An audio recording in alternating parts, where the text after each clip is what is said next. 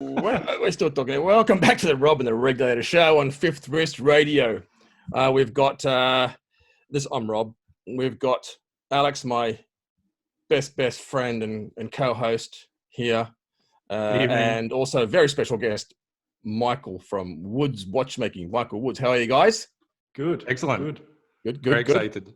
Good. We've also got some random Swiss dude here who's he's a cheesemaker, and he also has a bit to do with watches. We've got Jean Claude Biver. Mr. Biver, how are you? Yes, hello, I'm fine. Excellent. How are you? Good. You're looking well. Where are you now? We're all over the city place. Are you? Sorry? So, I'm in Melbourne. Which city are you? In Melbourne? Yeah. We've got Alex in Melbourne, and Michael's in a little town a little bit outside of Melbourne. Okay. I'm in Perth, in Western Australia. Okay. Yeah. Great. And you? I'm in Zurich. Zurich. Okay. Beautiful. So we'll get straight into it because we don't want to take up too much of your time. You're a busy man. I know these guys have plenty of questions for you. So I'll hand over to Alex. Alex is kind of the one that launched this whole thing. And we've had some cool guests on, but now we've got you on, so we can stop now. But Alex, that's it. Mr. Biver with some questions. What do you got? What do you want to know? If we're going to get right into it, we might as well get right into it. Yeah, get what are the chances of you starting up your own brand, and what's holding you back from starting up your own brand? What's holding me back is several things. Number one, I'm in my 72nd year, which means in 8 years I will be 80.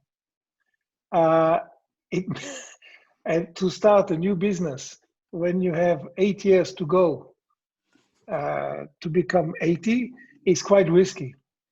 Number two, I have already achieved more than I ever thought and more than I ever have dreamt of. And I have more or less restructured 5 brands. What do I want more? Number three, there is always a risk that you do. The last show is the one that you shouldn't have done. And people always will remember the last show, not the beginning. Having succeeded 5 times, it's quite risky. And what will it bring me to succeed a 6th time? So these 3 major questions are crucial. And the last one, which is less crucial, but still, I have enjoyed life without working too much in the last 3-4 months. And I suddenly understood that having some good time, going to the beach, having lunch with friends is not such a bad and terrible thing. It can be very nice. It can be very... So all this tells me, come on, be a little bit, be careful. You got a lot, say thank you, and spend your last 8 or 10 or 20 years by trying to give back. By trying to give back, at least, then your life makes a lot of sense. And stop doing for you. You did it already. You did it 5 times. What do you want more? Now give it to other people. Give a chance to others. Help people. Advise people.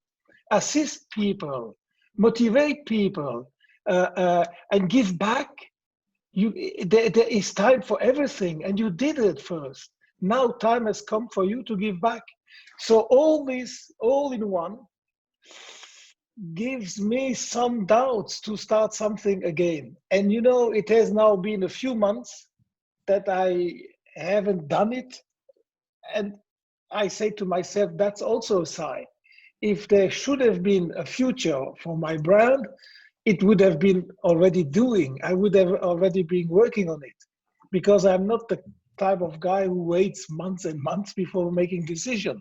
But voila, so I don't think my future will be by doing something for me. My future might be by doing something for other people, helping, assisting, giving back, sharing my experience, sharing my relationship, sharing my knowledge.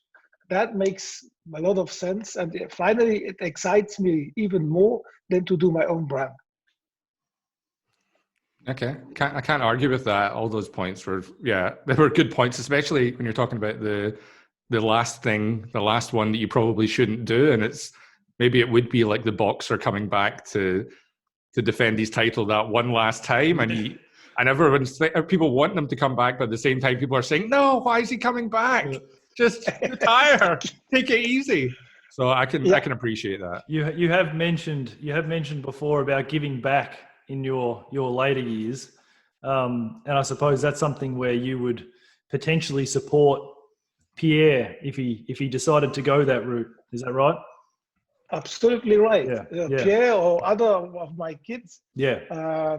That would be, of course, a big privilege if I could assist them, if I could help them, if I could advise them. That would be wonderful. Yep. Now, Pierre is Pierre, and he, for the moment, he's studying, and we'll see when he finishes the university in 2 years. We'll see.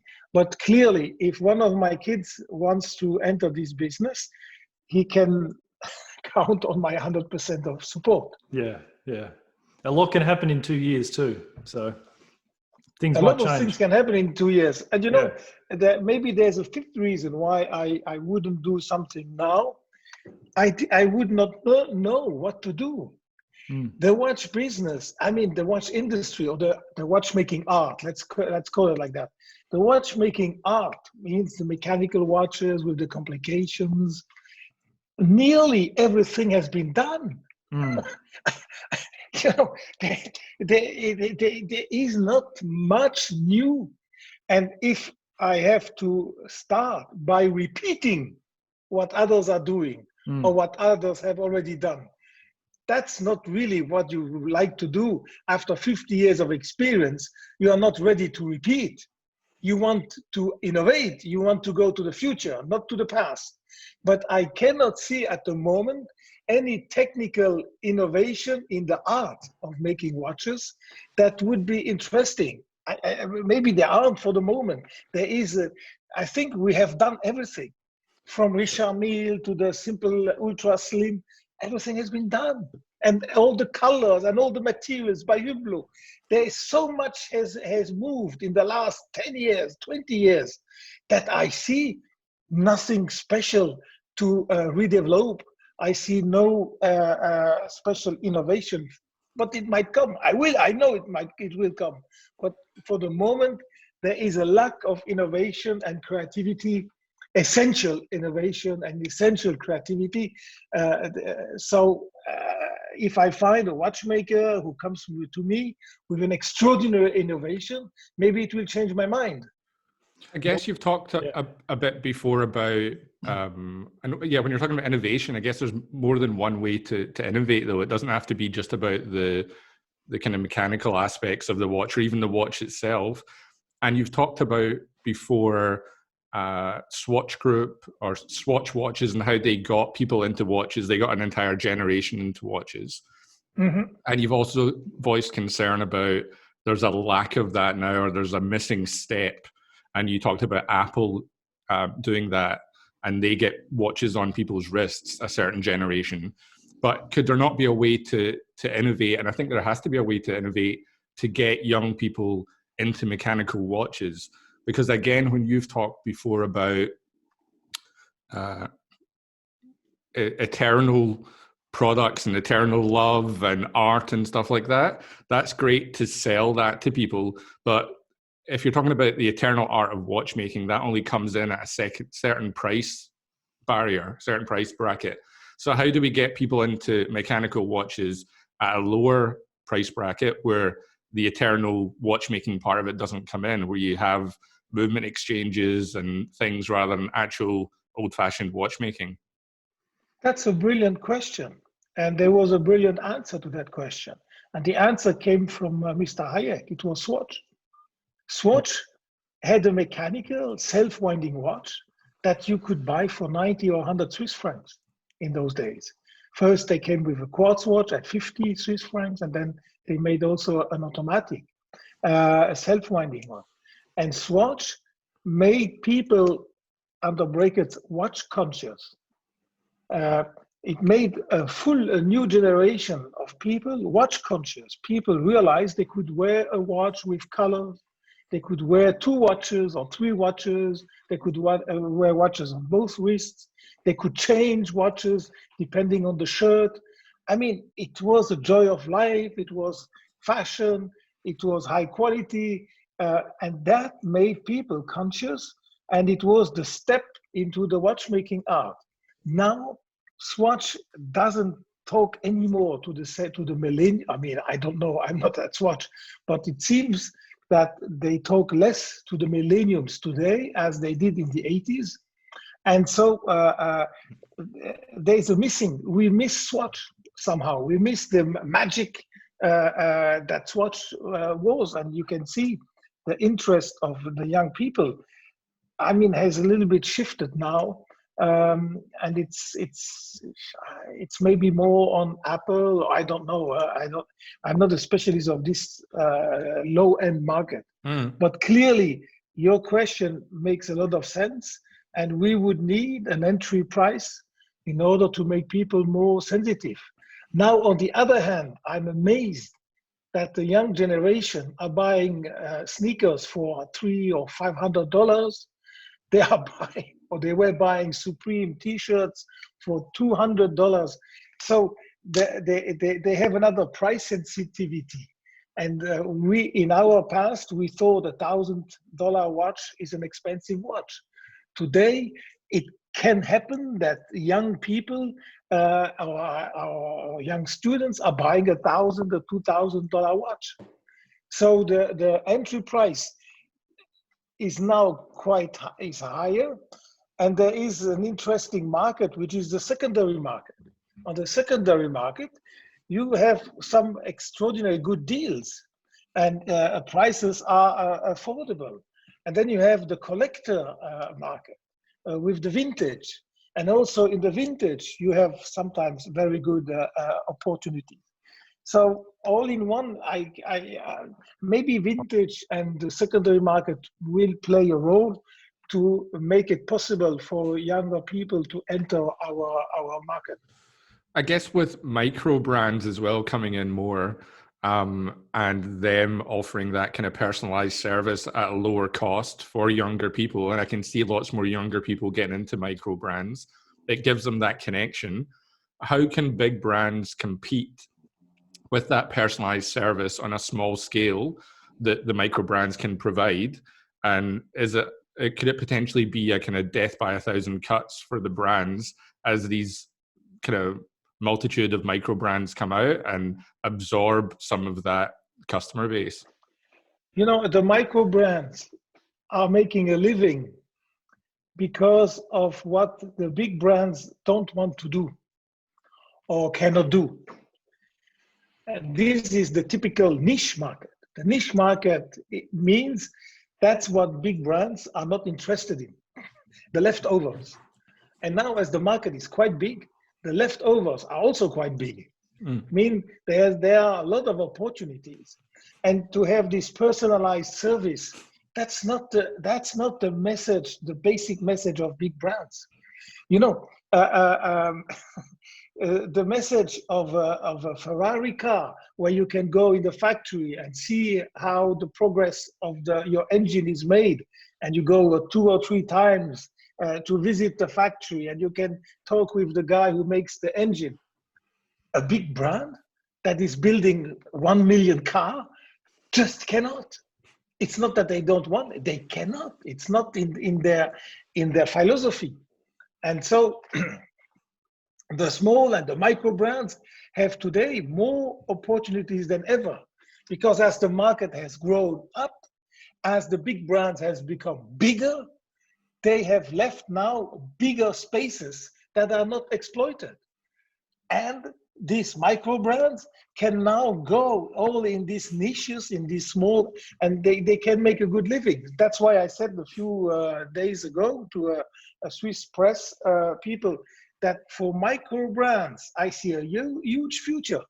And the more there is concentration, the bigger the big brands become, the more we have opportunities for the micro brands. And it's a good example, what you said, to deliver the watch yourself, to take a, I remember with Blancpain in 1983, there was a customer in Newport Beach who had a minute repeater, and apparently it was not working.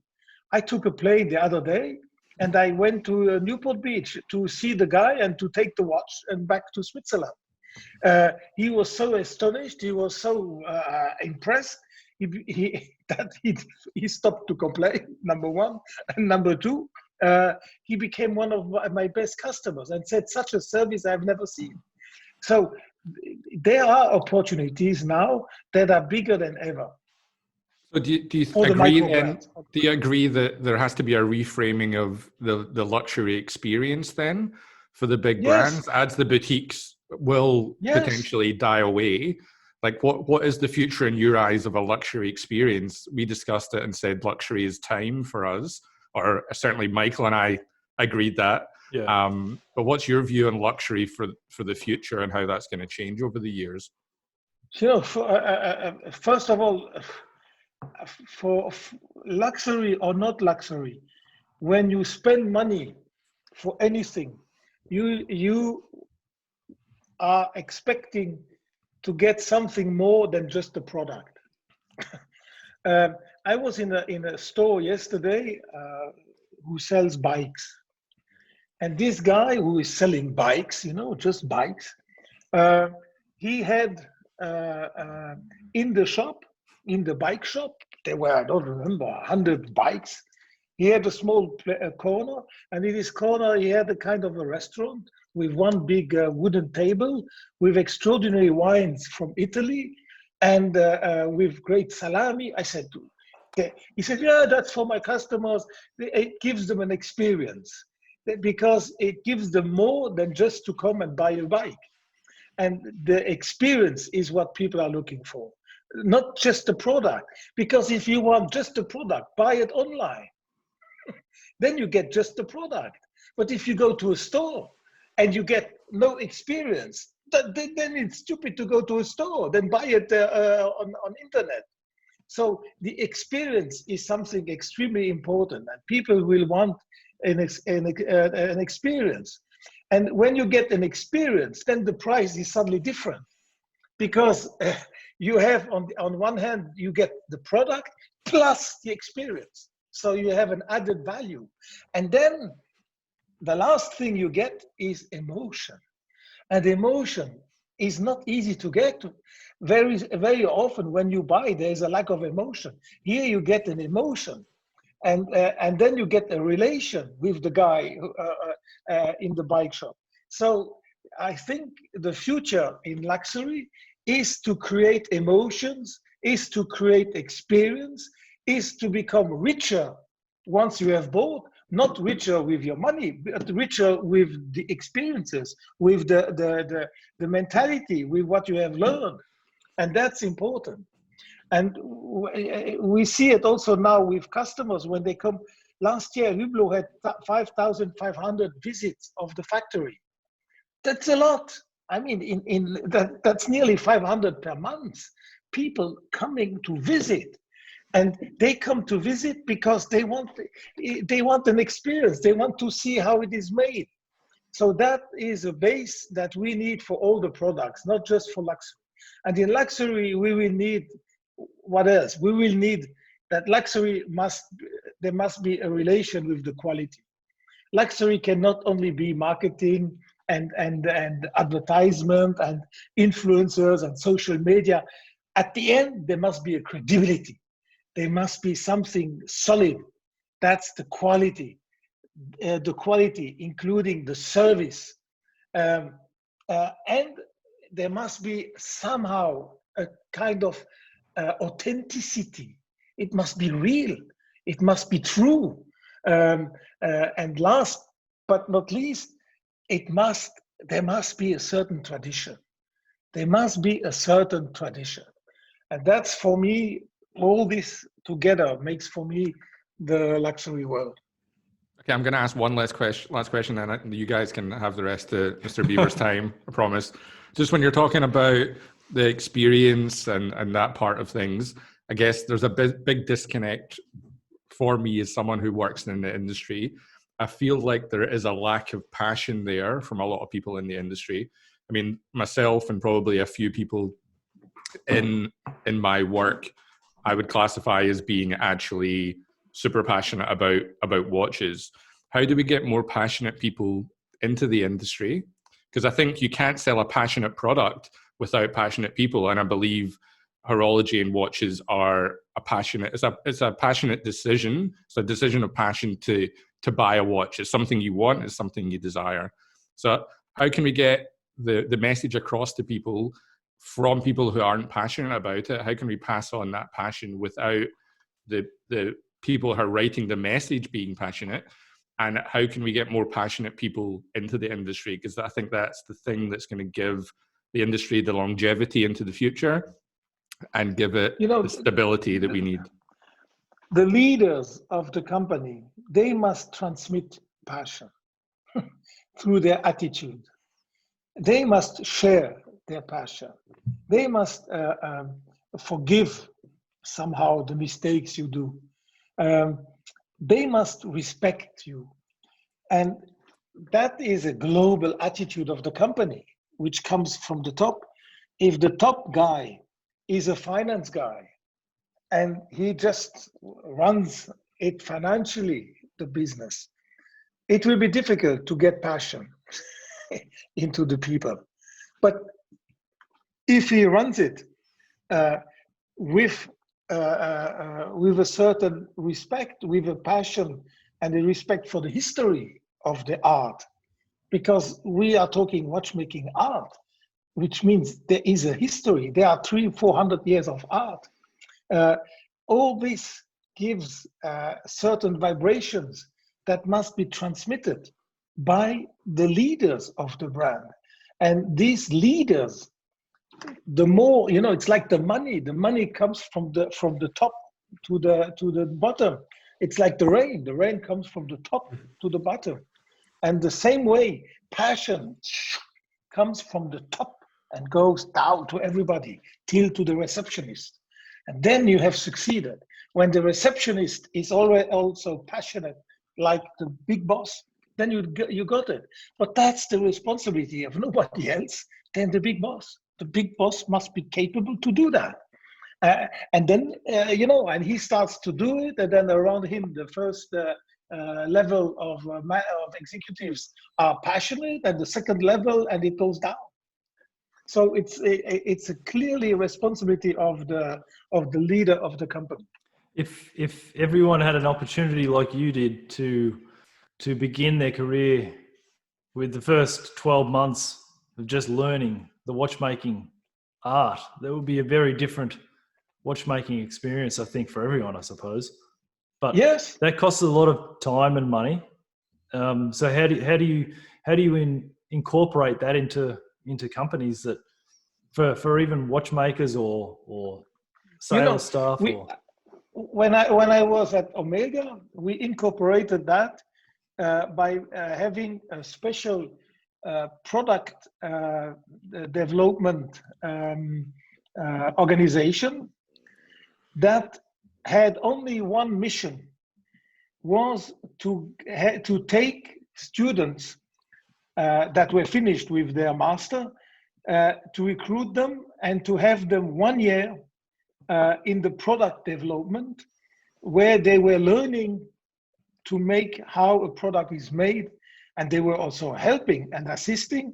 And we were taking 3 or 5 of these students every year and teaching them 1 year product. Although they had they had no idea when they joined us that they would be 1 year sitting in the product development department. But by going into the product department, they were capable of learning the history, learning who are the suppliers, why do we have a crown, what is the use, how long should a second hand be, if the dial is 30 millimeter, how long will be the second hand, etc. By learning all these details, they slowly got passionate about it, because it's easier to get passionate about the product that you touch, that you see, where you have a teacher telling you, than through books. And so after 1 year, not only these people were passionate, But in addition, they knew the product. They were very good in smelling, in seeing the proportions, and in judging the product will be successful. It will speak more to Latinos than to Northern people. And so after 1 year, when they had all this, then we were dispatching them in the different subsidiaries. Right. That was a way to build up people for our business. Yeah. They came from schools where they were built up for business in general, and then they were specialized, going 1 year in the product development department. Then they became specialized on our product, and of course, slowly, passion went into their heart and into their blood. So they were immersed. They were immersed for the first so many Yes. months and years, I suppose. Yes. In the product Yes. before they even started. Yeah. Yes. Do you know And if that I takes would place repeat. with If I would other be at the companies? head of a big company, that's what I would do. Yeah. In watches, at least. That's a good question, Rob. Yeah. I wonder if other companies do that. I don't know. Yeah. If other companies. I hope so. But if in the watch business, I didn't hear about other companies, but probably in other businesses, it might be they should do it. Yeah. I mean, you look at the result and the way you came out from the first 12 months at AP, and your passion for watches will be forever. Because of that. Exactly. Yeah. And in 1 year, I got a passion for 50 years. That's not bad. It's a good ratio. If every company invested that in people, they could have passionate employees for forever. Yes. For their entire Forever. careers. Committed. Yes. That's kind of that's why what. to talk to you. And your word is right. That's an investment. Yeah. It's not an expenditure. It's not a cost. No. It's an investment. Yeah. Exactly. Because you get it back. Yeah. You know, an expenditure you don't get back. No. Investment, the money comes back and flows back more than what you have put in. Yeah. And the cost of 1 year of such a student is nothing, because we were not paying them $10,000 per month. You know, It's so small. A small money, and they were even helping. Yeah. Because they were working, by the way. Yeah, little jobs, you know, and then at the end they were doing even big jobs. Yeah. And then we were sending them to exhibition, to this, to help our decorator to put the watches in the right way in the showcase. At the end, they were also bringing money, and it's so easy to do that. Because young people, I tell you, we did it for many years when I was at Omega. Yeah, because young people are so enthusiastic to work and just to make a difference at the start. People are willing to clean floors just to get into a company. So it's a perfect opportunity. Yes, you see, so it's possible. Yeah, yep. You're the proof of that, really. I mean, this is why we want to talk to you, because you speak to a lot of CEOs and they're quite wooden. It's kind of hard to deal with them. I mean, well, because they don't have this, or they maybe have the passion, but it's kind of hidden, or it's suppressed because of they're limited by shareholders and the structure and everything else. But to get someone who shows real emotion, that's what people are interested in. That's why people like hearing. That's why everyone's calling you every second day for a podcast, probably. But that's why it's good to get that emotion. What are you wearing today? Are you still wearing that Big Bang? Yes, I wear the all black Big Bang tourbillon chronograph. It was called Bigger Bang. Yeah, Bigger Bang. That's never coming off. All black. Never coming off. Never coming off. Yeah. No. What are you wearing? How's the cows? Is the Desert been already? That's about now, right? Yes, in September. Finished. Yes. Finished. Tomorrow there will be snow at 2,000 meters. Oh wow. Yeah. Okay. They announced snow for tomorrow and Friday at 2,000 meters. And the cows, they came back last weekend. Last week. And where were you? Which pâturage? Where are they? Where were they? My cows are close to Gstaad. Okay. Nice. Brilliant. Very close. I mean, from the top of our mountain where we have the chalet, we can see the Gstaad, the village, and the Gstaad Palace. So we are just above Gstaad. Beautiful. Beautiful. Yeah, beautiful. Beautiful. Couldn't be better. Beautiful. Beautiful. I remember we first met in 2009 when you came to Melbourne for a Hublot Fantastic. event. Yeah, and I remember. You brought your cheese, and it was magnificent. It was magnificent. I smuggled the cheese yes. because it's forbidden to bring it. That's right. It was like display material. I still remember that.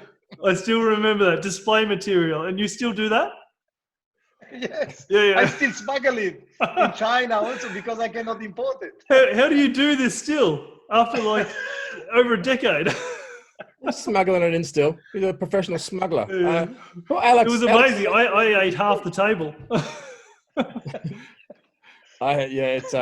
I love Gruyere. When I lived in Switzerland for 20 years, as you know, almost. I'm a friend of Andrew Luff. You know Andrew Luff and these guys at Basel. I was there. I talked to you last time a couple of years ago, but I had that cheese a few times as well, and it just makes me homesick just thinking about it. Basically, unbelievable. You're still doing, but it's a very innocent smuggling. To smuggle some cheese is not. It's not a big deal. Huh? Yeah. If they caught you, they'd be like, you give them half. If they call you, caught you, you say, okay, I give you half. Yeah. I cut it in two. That's for you. So how has this year been? How's this year been? A bit. Obviously, it's been pretty tough, right? This year, and for the group. Yes, it has been very, very tough. I think the industry looks like minus 27 end of August. Yeah, right. Compared to last year. Right. Yep. Which is still not so bad, because we had 2 months that were minus 83. Yes. March and April. So now, to date, to be less than minus 30 is good. And if September, October, November, December are okay, we might be very close to last year. Yeah. So it's not only depressive. There is some hope. Mm. By the way, happy birthday for Sunday. Yeah, thank you. Yeah, I had the idea of coming on here and wishing you happy birthday and then singing happy birthday, but the other guys didn't like that. They didn't like that idea. So. We didn't want to put him on the spot. Didn't want to embarrass you, Jean Claude. He's 71. Is it? 71. Finished. 71. Yes, yeah. I entered the 72nd year. Yeah. Congratulations. Thank you very much. Thank you. Yeah. It's fantastic to hear, and I hope your health is doing well. Yeah, my health is doing well. I cycled this morning 2 hours, 30 minutes. So I cycle 5 times a week, maybe 150 kilometers per week. No, a little bit more, 200 kilometers per week. Good. It keeps me fit. Yeah, that's good. That's very good. and it compensates the food and the wine.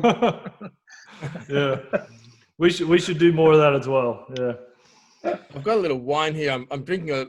We got to have a drink. We have drinks every podcast. And I've got to give us Hamina. It's not. I know it's not from Luxembourg. It's Alsace. Not far away from Alsace. Yeah, not far away.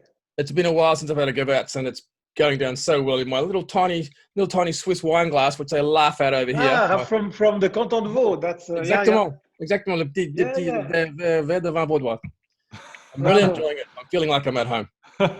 Excellent. See, I was looking for Luxembourgish alcohol today to drink, and I couldn't find anything. And eventually, I was speaking to Michael on the phone today while I was in the bottle shop, and eventually I found a vodka made from milk, because I was trying to keep a dairy. I thought I'll try and keep it dairy. Have you ever heard of this, Jean Claude? No, never. Black cow vodka, and it's honestly it's made from milk. They turn it into beer, and then they eventually take all the alcohol out of the beer and then turn it into vodka. Extraordinary. Yeah, there's a new business to be made. Yeah, see, there's things if people can make changes and make vodka out of milk, then surely it's not. There must be more innovation left in old mechanical wristwatch. Yeah, then you do a vegan vodka. That's perfect. Yeah, and if you were to make a whiskey, I think you would design the bottle like this. That's Brook Laddie. That's okay. Yeah, because that's good. this bottle is unlike any other whiskey bottle. It stands out. Absolutely. This is you would never think there's whiskey in it. No, this is you. Exactly. You can tell these guys are so into their watches. I just want to talk about drinks. No, worry about watches. Okay, I'm going to ask, since you guys are just blabbering on about cows and stuff like that, I'll ask one last question. And it's actually a question from one of the other watchmakers that I work with, another Alex. And he asked me, he's one of the other very passionate people in my workshop. And he asked me to ask you, do you think things would have been different for you if, instead of getting into the sales side of things, if those times where you spent the year with the watchmakers playing soccer, all that kind of stuff, if you diverted into watchmaking, would you have still been able to make the same impact in the industry? Was that ever a consideration for you, that you thought about getting into the actual watchmaking side of things? Because obviously that's something that we are all part of, and we're connected to that. Or were you only ever purely interested in the actual kind of sales and marketing side of things? I was interested in the history of watchmaking. I was interested in the mentality of the watchmakers. I was interested in the passions of the watchmakers. I was interested in the valley where they live. I was interested to share time with the watchmakers, going to find mushrooms or going to the mill, to the cows. But I knew that I would never be a watchmaker because I can even not nail a tableau, a picture, a picture frame on my. I start and then the thing is like that, and then I start again. So I'm totally.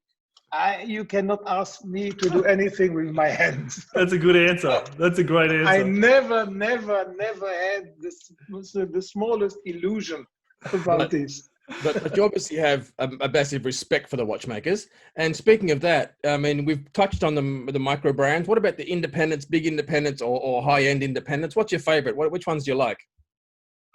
I think I like Philippe Dufour. Obviously, you have some of those, you like him, but and I have a watch from him, and I worked with him at AP, so I have been knowing him since 1974. So he's a very old friend. Yeah, I worked with him at AP in 74. I never knew that connection. That connection. Yeah. And so I have a lot of respect for him, and that's one. I like Recep. Yep. Yes. Recep is for me a type of future of Dufour. Mm-hmm. He has a lot of skills. He respects a lot the finishing. He could be in line with Dufour in future. Now, not now, but in future. I like very much François-Paul Journe. Mm-hmm. I also collect François-Paul Journe watches. I collect Recipe, I collect Philippe Dufour, and I collect Journe. And I like Journe. I think he's a character, but he brought a lot of things, and he has his watches. You can recognize them, and that's an important element. When you wear Journe, people notice it because he has been able to give an identity to the product. Those are more or less the three people that I collect, the three micro brands or independent brands, call them like that I collect. Journe is an interesting one because it's like it's beyond independent. He's developed boutiques and he's taken it to another level. So he's definitely one I've considered buying at some stage. But I visited Recep last year, and very, very nice young talent. He's a good manager too. I can see he's a good manager, so I can see him becoming like Journe. In fact, the day I was there, he was just finalising the office for Hagman, Mr. Hagman. Yeah, of course. He was finalising that with the bank, and he was busy, but he gave me his time, and I was so appreciative of that. What do you see with the Hagman cases? What is the difference with the Hagman cases compared to other cases? No, the difference is the quality. Jean-Pierre Hagman, who made all the the Blancpain minute repeater cases. And Patrick. I have known him in 84, 85. Yep. And he was in charge of the Blancpain minute repeater cases. And he was specialized in minute repeaters, by the way. Right. The quality of Jean-Pierre Hagman is just perfection. Really? It's the Philippe Dufour of watch case of cases, you know. Right. So that's the difference. Yep. Of course, 90% of the people won't see the difference. Yeah. Because the difference is in every detail. This is what I call the invisible visibility. Yep. It's 90% of the people would not see it with their eyes, but the specialist will immediately recognize the way the lugs are made, the polishing. That's Jean-Pierre. So he is the best case maker that we have today in Switzerland. And you also hear it with the repeating watches too. Yeah. Of course. Yeah. Of course. So you see, Recep was very clever to recruit him. Yep. It shows you that Recep is a clever young man. Yeah, very. I think that combination of Recep and Hagman in the future is going to be big. Yes. Yeah. Yes, absolutely. I agree. Yep. So that's Okay, gentlemen. You got to get going. I think. Yep. I will have to move. I have an appointment now in Zurich, in Geneva. So I have to drive about 3 hours. So I will be at 7 Take o'clock. care. Okay. Well, thank you very much for joining us. It's been Thank you very much. Really nice to chat with you. No, I hope we had enough time. I hope you. I've still got another 45 minutes. Huh? I've still got another 50 questions, but we can do that another time. We'll do it next time. We'll catch up next time if we have a show or something sometime in Geneva. I think Basel's finished, but whenever we're there again, we'll be over there next year anyway. So we'll try and catch up then. So we'll get the wheel. We appreciate the time, Jean Claude. Thank you very much. Thank you. Yeah, thank you. I had a lot of. I did appreciate also our talk together. Thank you. Thank you very much. It made me feel good. Thank you very much. Good luck. Bye-bye. Bye. Okay. Bye-bye. Bye-bye. Bye. Recording. Yep.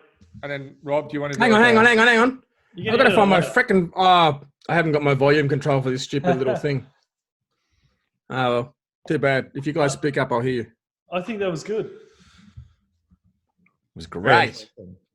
And I want to say, Rob's little bit there was good because he became more comfortable with us. I think the fact that he was speaking French to him as well. Alex has got another 50 questions for him, and he didn't get any of them. I've got lots of questions. The only time I've actually written down anything in my entire life. I got questions too. Look at these questions. Look at this. What happened to them? It was too boring. Too boring. He was talking lots and good on him. We knew he would do it. Yeah. He didn't get excited enough. He took a bit, but before he started going like this, it took a while. Yeah, but I think he does that after like an hour sort of thing. You know, he only had a half an hour for us. I think it depends. Like I've seen him get passionate and pumped right from the very beginning.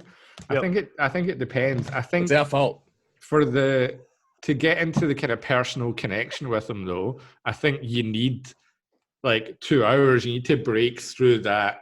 You need to get to know the person. And I think if we'd had like the drink checks, I had this whole thing worked out. I had my milk vodka and I had my margarita, and I was going to be like, they've never combined the two. It's avant-garde.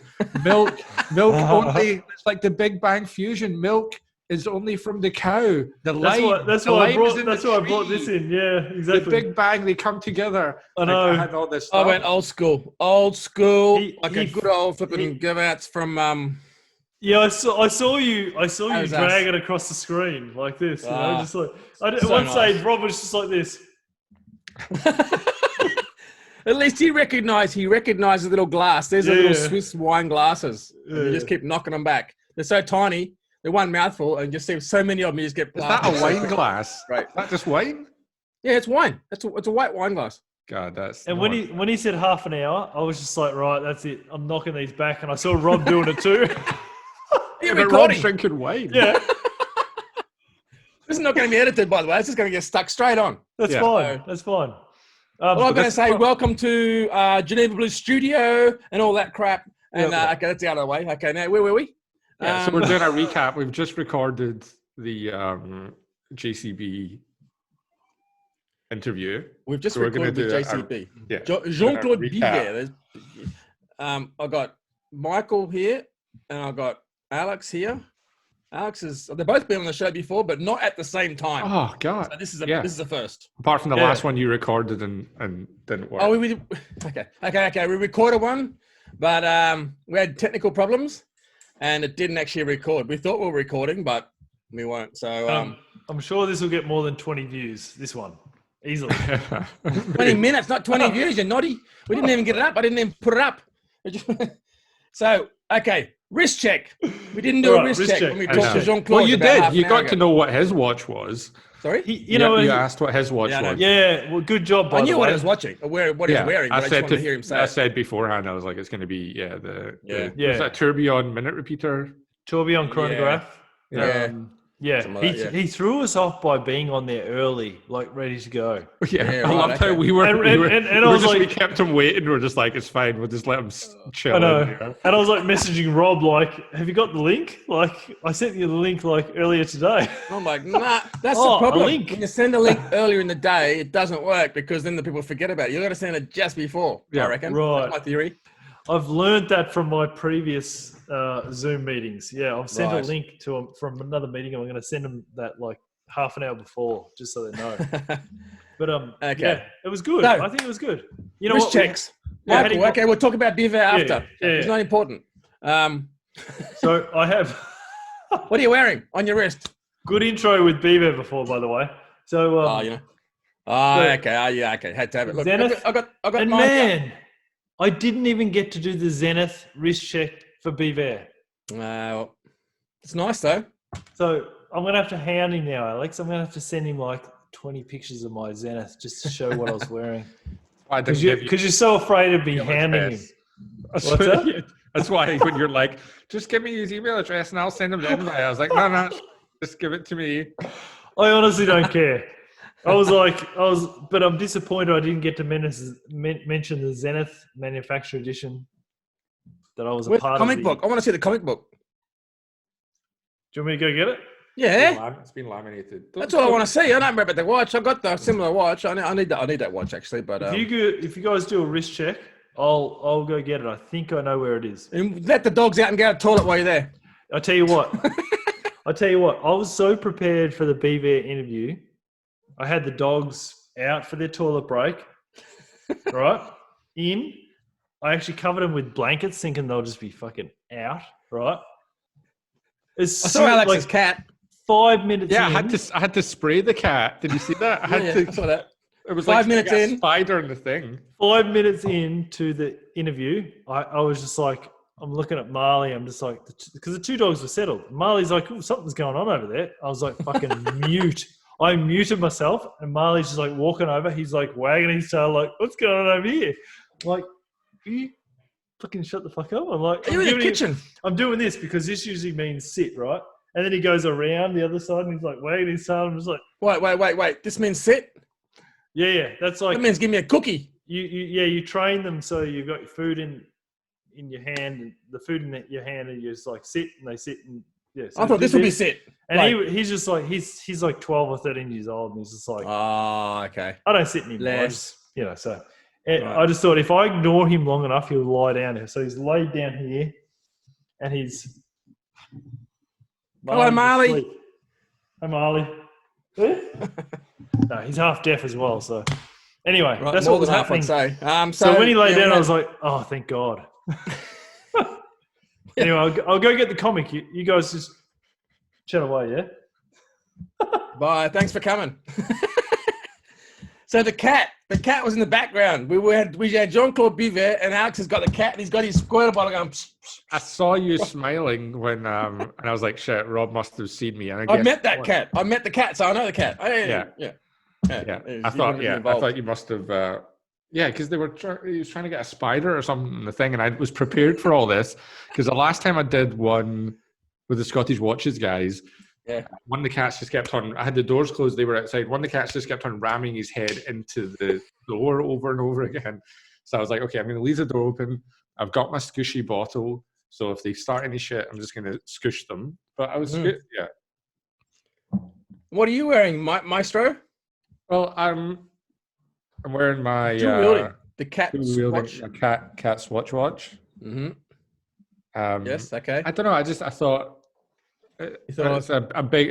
well, for me anyway. It was a big deal doing the thing with JCB, and I thought I'll wear a low key. It was a big deal. It was good. Not trying to impress anyone, but I've got my 2.5 watchmakers G-Shock on. Oh, beautiful.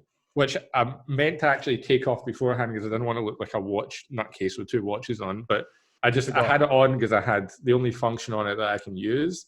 I had it set to his time zone. Right. Yeah. Good on you. Okay. Michael's back.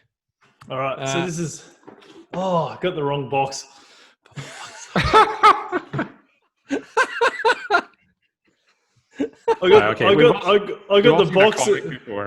I got the box that was sent to me from Bremont. I don't know where the Zenith one is. It'll be somewhere. Out. Will I go? No. It's okay. No, stay here. It's okay. It's a similar size cardboard box where you open it like that. And anyway. All right. Next time. Okay. Yeah.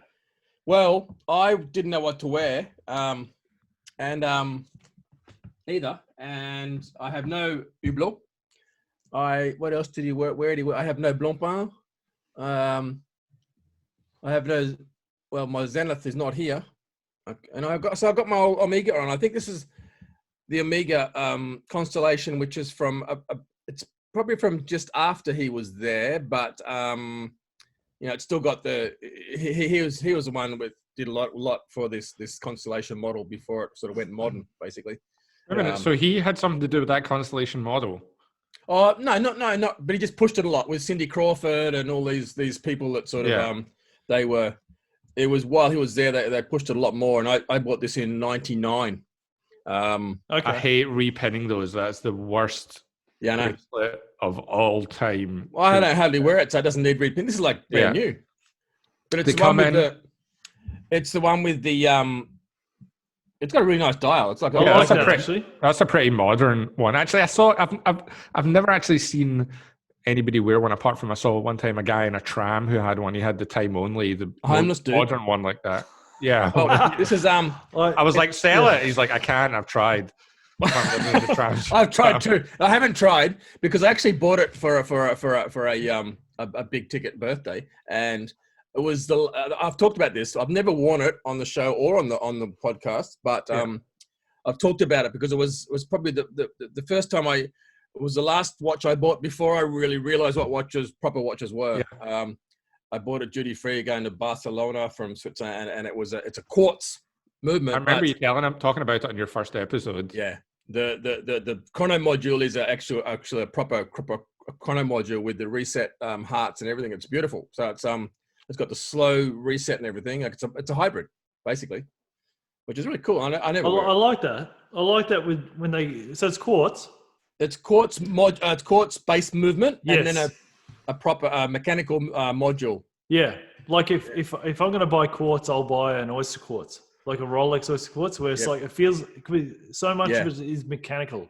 Like it's based on the 30 caliber, so that's when they put effort into quartz watches, though. Like when you look at the old, I remember looking at some old one of the guys from our crew, Ken, TikTok 007. Ken, he gave me his dad. His dad found an old Longines. Was that Longines? Yeah. Gave it to me anyway, and it just needed a battery change. But I opened it up and I sent him a picture of it.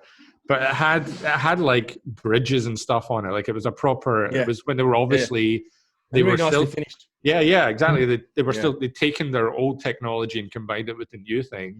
Whereas now it's just like, oh, we can actually make everything from plastic. So why would we put anything in it at all? No one sees this stuff, No.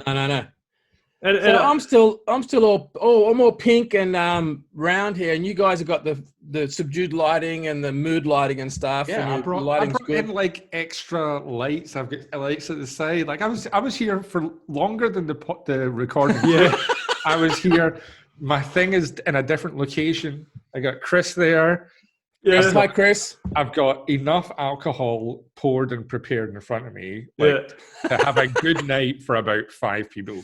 I had the perfect combination of like, all right, I've got a charger here ready to go. A charger. Yep.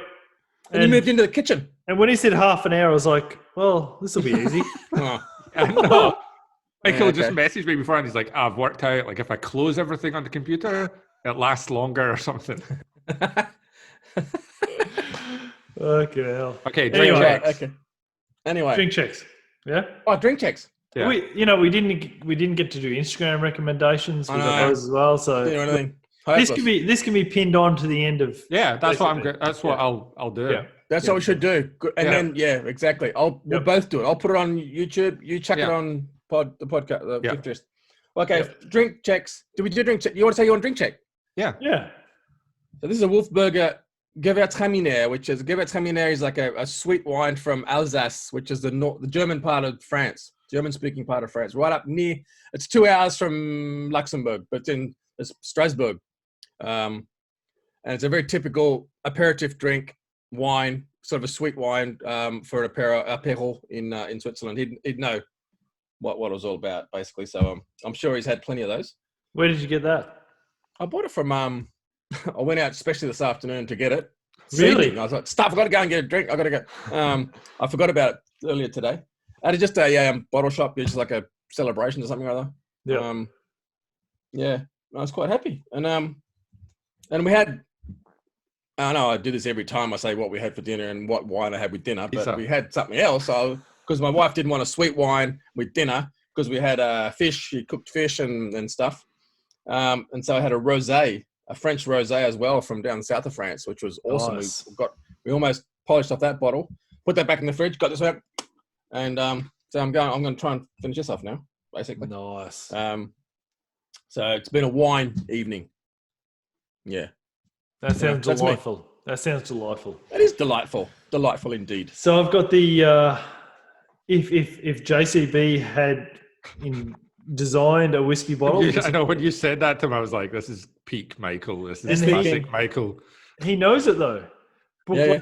Like this does not look like a whiskey bottle. Yeah. The classic laddie, and it's actually really good quality. It's not the cheapest whiskey out there, but it is good quality. Is it Irish or Scotch? Scotch, single malt. Okay. It's finally come over to the good side. Yeah, I'm actually. Well, no, I've drank all types of whiskey for years, but being in Ireland a lot, I would focus on the Irish whiskey. But this one is fantastic, and I'm happy to pay $100 for the bottle. But yeah, Brook Laddie, the classic Laddie, fantastic. It's going down well. And excellent. If Jean Claude had stayed on for more, man, I reckon almost the whole bottle would have gone. It might have worked out very badly. It could have been amazing. Messy. It could have been amazing. Or messy. I got a message from my mum while I was waiting on you sending through the other invitation. I was like, oh, my mum's texted me, so I checked and it said, I'll only give you one piece of advice. Please don't drink too much. That's what she said. Did you tell her you were having JCB? Yeah, of course. Oh my goodness. JCB. Yeah. Does she I didn't even tell my wife. Does she not know how magic happens? Honestly. No. Well, my mum doesn't listen to any of the podcasts. Really? Right. Like, she doesn't want to listen to the podcast. She's like, I'm worried that you'll say something that'll upset me or something. Which You're like my wife. Highly likely. After the first 3, she doesn't listen anymore. It's more like my wife is just bored of that sort of stuff, like. Probably. What are you drinking, Alex? Then you got lots of stuff. Show us what do you got? Okay. Start from the left and work your way through. Man, at one stage you had a big pint of. It looked like milk, and I was like, Jean Claude was speaking, and I was like, "What's he drinking?" I want to ask him, but I don't want to interrupt Jean Claude. You should have interrupted. So yeah, I was at the bottle shop today. I was on the phone to Michael. We're having a chat. I'm looking for Luxembourgish alcohol or wine or something. Don't have it. There's not much, is there? Nah. So then I saw this Black Cow vodka made purely from milk. And I see it and I'm like, oh, Michael, I've found this vodka made of milk. I need to get this, a dairy-based thing. Jean Claude Biver will love it. And it is actually made entirely from, what's it called? Black Cow vodka. It's made entirely from milk. I'll tell you how it's made.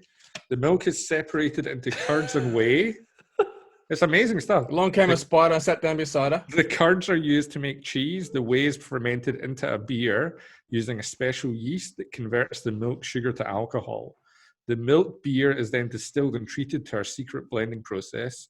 The vodka is then triple filtered and finished before being hand bottled. I don't like the idea of them saying secret process. But What is it? What is this? What are they doing in secret? It's like the secret of the watch industry. So they actually make their own cheese as well. Right. And so you can drink this and have cheese with it. So I was like, this is a dairy-based vodka. And it shows there's different ways to do things. Like JCB's missing a trick by just focusing on cheese and not doing vodka Maybe as well. he is. Yeah. I think he appreciated the fact that you actually went to that effort. He did. He was like, What else did you have? he was surprised. So I have a pint of White Russian. This is my second one. Okay. After that, a pint of red. So then I had this is my second pint of margarita. You were prepared for this, weren't you? It's the same as that Casamigos, George Clooney tequila, which is a similar. Well, I thought it was a similar bottle finish to Michael's stuff, but it's not. It's almost like a bit of a chalkboard. Yeah. Okay. Yep. It's a cool. I'm not sure it's worth 110 for the bottle. Yeah, I saw that in the shop actually. Especially the way that I drink stuff. Like, I don't think it's ever worth me spending more than $50 on. I don't think it is either, because it doesn't touch the sides. So I've got that. Then I've got just. How long were we expecting to stay here for? Alex.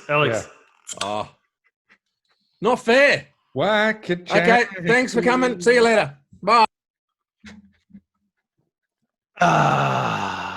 Whack-a-changy. I was ready to go for it tonight. I was lined up. Rob, you're on mute again. Jean Claude would have just looked at us like, are you willing to waste this time to do that? So Rob, you're on mute. You're on mute, Rob. Bugger. Jesus. It's so good. It's so good. Yeah, so I had this thing planned for talking about the lime is in the tree and the milk is in the cow and they come together in the Big Bang, and it's never been done before and it will never be done again. Lime makes so milk good, curdle. isn't it? Like the rubber from the trees and the gold from that's exactly it. And I was like, it's what is it? First, different, unique. It's avant-garde. People don't think of citrus fruits and milk, but we come together and we make it happen. Be different. There's a lot of questions we didn't ask him, isn't there? Oh my goodness! We're going to get him on again because the listeners want to know about his hippie experiences as well. So do I. I would only have him on again if he guaranteed to be on for 2 hours. Honestly. Well, I don't think you know what? I'll take half an hour at a time. If he does like 1 hour, you need 1 hour to get warmed up though. You need 2 hours would be 2 hours would be perfect, but 1 hour you kind of need. If we agree to have a drink beforehand, fine.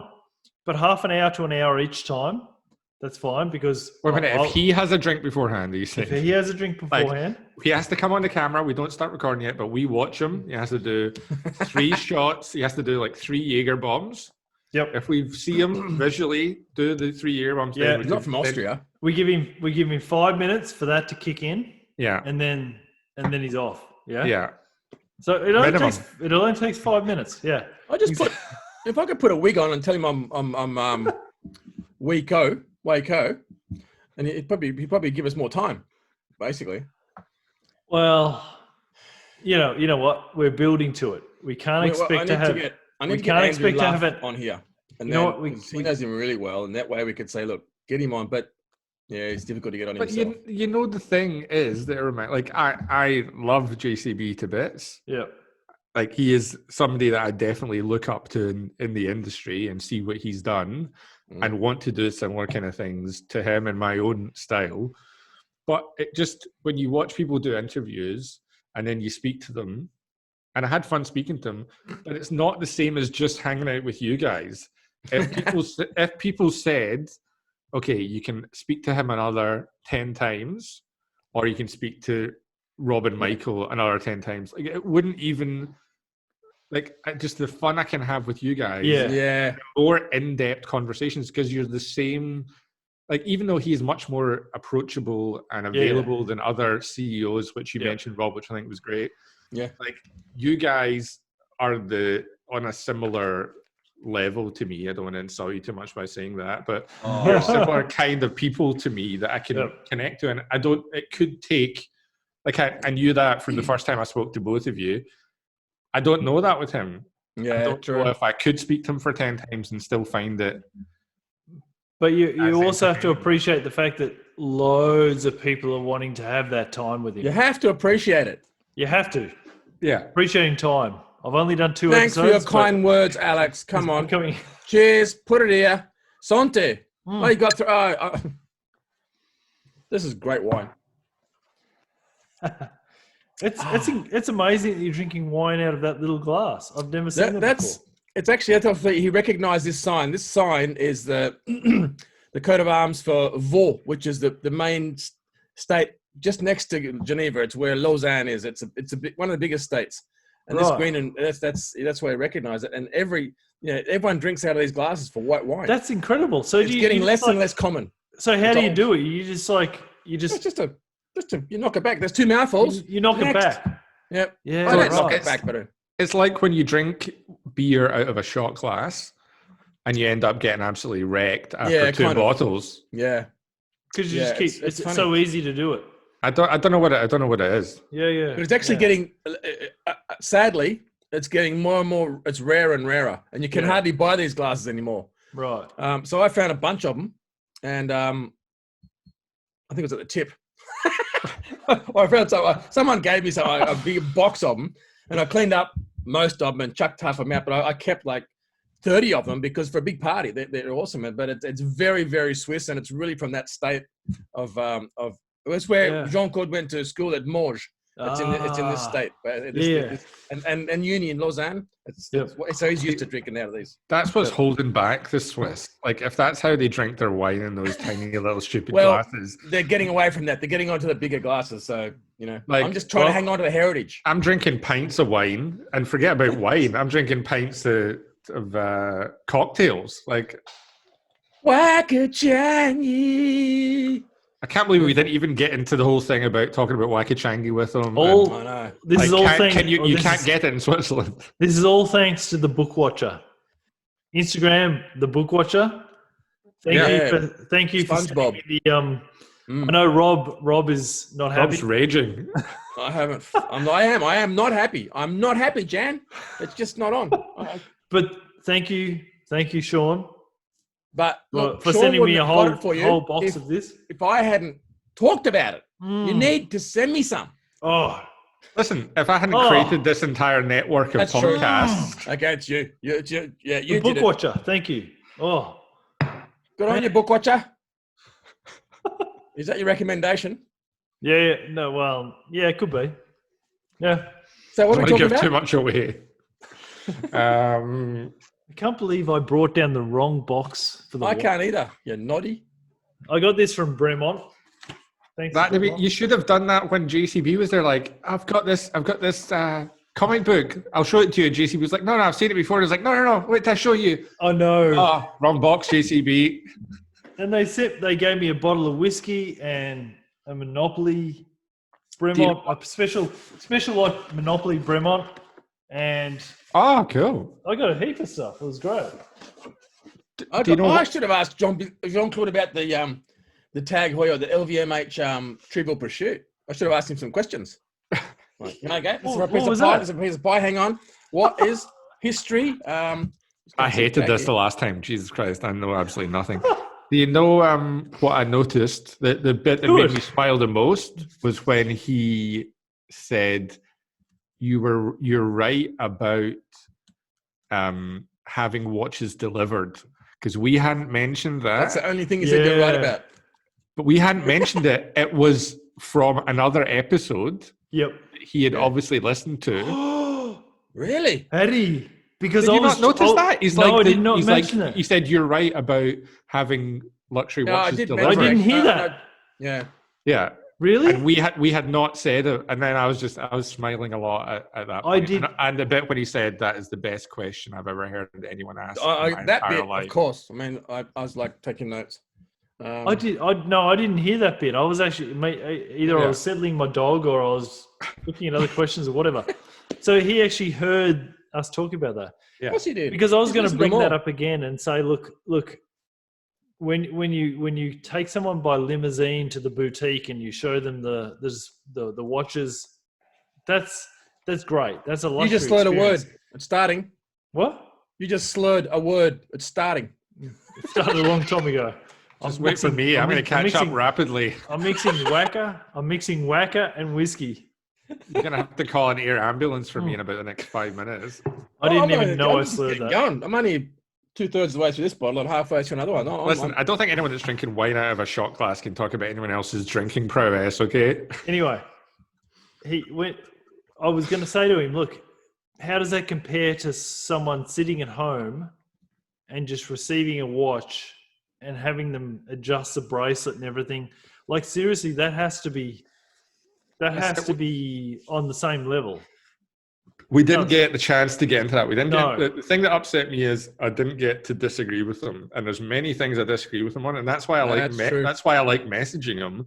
And I was hoping for those chances to say. And when he's talked about the brand thing, like setting up his own brand, like I had no comeback to that because that's a logical. I told you thing. that, didn't I? I told you guys. He's too old to worry about that crap. I told you. I know, but because like that was a valid thing, but I didn't get a chance to go into the whole legacy thing and more about it. Yeah. But I didn't get that. I wanted one thing to be able to disagree with him on. And even when he talked about when I was talking about passionate people and stuff in the industry, and he's like, it needs to come from the brand heads down. Like that doesn't change him because that, like he just said the obvious. Of course, that's what has to happen. But how do you make that happen? That's the difficult thing. He was right though. It's a big thing. It's a big thing, and it doesn't always happen. It's very obvious that the top mostly doesn't happen. Doesn't happen. It doesn't happen at all. No, and I wish we had talked about that more because the person at the top, it's very hard for them to avoid the initial profit and loss. Like in the next 12 months, we've got to achieve this.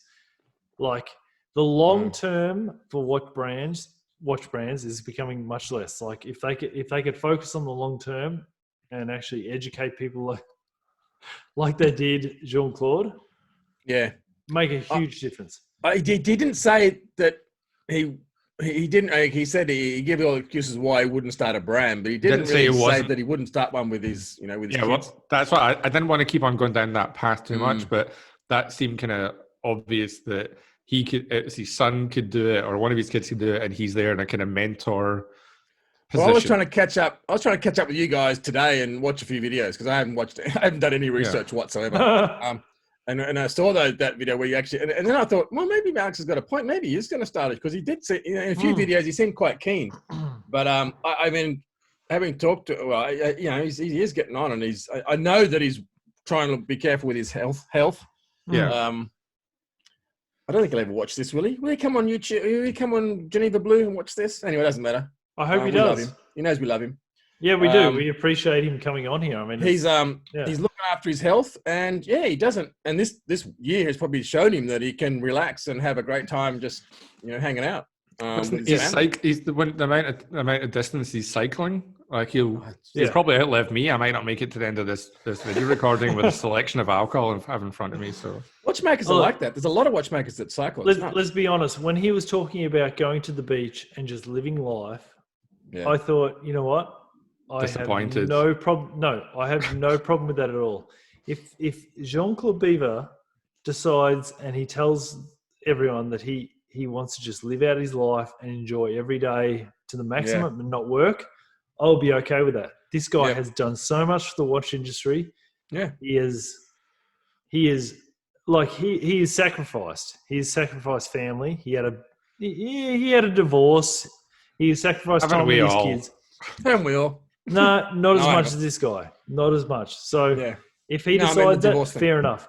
But I heard on a recent interview with him that he loved the idea of, with Pierre, his 19-year-old son, who is big into watches. Maybe starting up a brand and supporting, because Jean-Claude's big into giving back and to and I was picturing him selling off his collection to like financially support a new brand, which was exciting, really exciting to me to think that Jean-Claude would be behind something. And he was I don't actually think he needs to sell off his collection. He's not going to drop from $10 million in his collection. He's a multi-millionaire already. Probably not. But he was actually talking in this interview about even the watchmaking he would be doing would be high-grade finishing in areas of the movement that wouldn't be noticed. He said if he did a watch brand, it would not just be on the movement side. Yeah. You would want to see it on the dial side. And I was thinking, man, recent pictures I sent to you, Alex, about polishing the underside of the screws so that when the screws go down, you can see that underneath in the bridge. Like, it's like Ruben Forsey and Groenfeld stuff. It's that quality. He was That's talking what about he likes. He was talking about the cost of spending 50 Swiss francs on each screw per movement, and saying that if I did it, this is the only way I would do it. And I thought, wanted him to. That's exciting. You know, Yeah. the idea of that is exciting. Yeah. I want him to talk to someone else. I mean, we know like FP Jean, we know like Philippe Dufour. I wanted him to talk to some of these new guys. I wanted him to talk about the Groenfelds. I got that feeling that you wanted him to just hit out with some random person, somebody that's a bit less. Yeah, someone. Forget about FP Jean. We know you like him. Rexap, it's okay. It's merited. Yeah. But anybody else? I don't know. You know, we know who is great. We don't know who is going to last. So Quite deep. Hang on. Let me drink some more. Like, we know at the moment who is great. Brands like FP Jean and Acrivia are set up to last for the next 100 years, for instance. Yeah. Because they're going into that like FP Jean is setting up boutiques. That'll last after him, probably. You know, like if you were to buy an FP Jean today in 100 years, it's probably going to be relevant. We don't know about the other independents. Yeah. Yeah. Do you think he has that? He has the insight to know that it's one thing to be a watchmaker, but another thing to be a watchmaker and a manager of a brand, and he knows that. And Do you think FP Jean has a deal with Chanel that if he dies, they get to buy the remainder of the company? Maybe. Like, he doesn't have any kids, right? I don't know. I don't know. All I know is it might be like a control thing. Like, he's going to have control for the remainder of for as long as he lives. All I know is he will. That would be very French. He will be very controlling with whatever happens. He'll be in control of it. Like, that's like, if you were to buy an FP Jean today, it'll be relevant in 100 years. It should be. I've just bought an FP Jean. It's arriving next week. Irrelevant. Really? So, anyway, we shall see. Have you, Rob? Yeah, but it's. Oh. Anyway, I'll show you. Man, it's not for me. It's okay. No, but still, I want to get one. The thing when we were talking to him and he was talking about the box, it's for me, but it's not for me to wear. Sorry. When I mentioned the boxer thing coming back for one last time. True.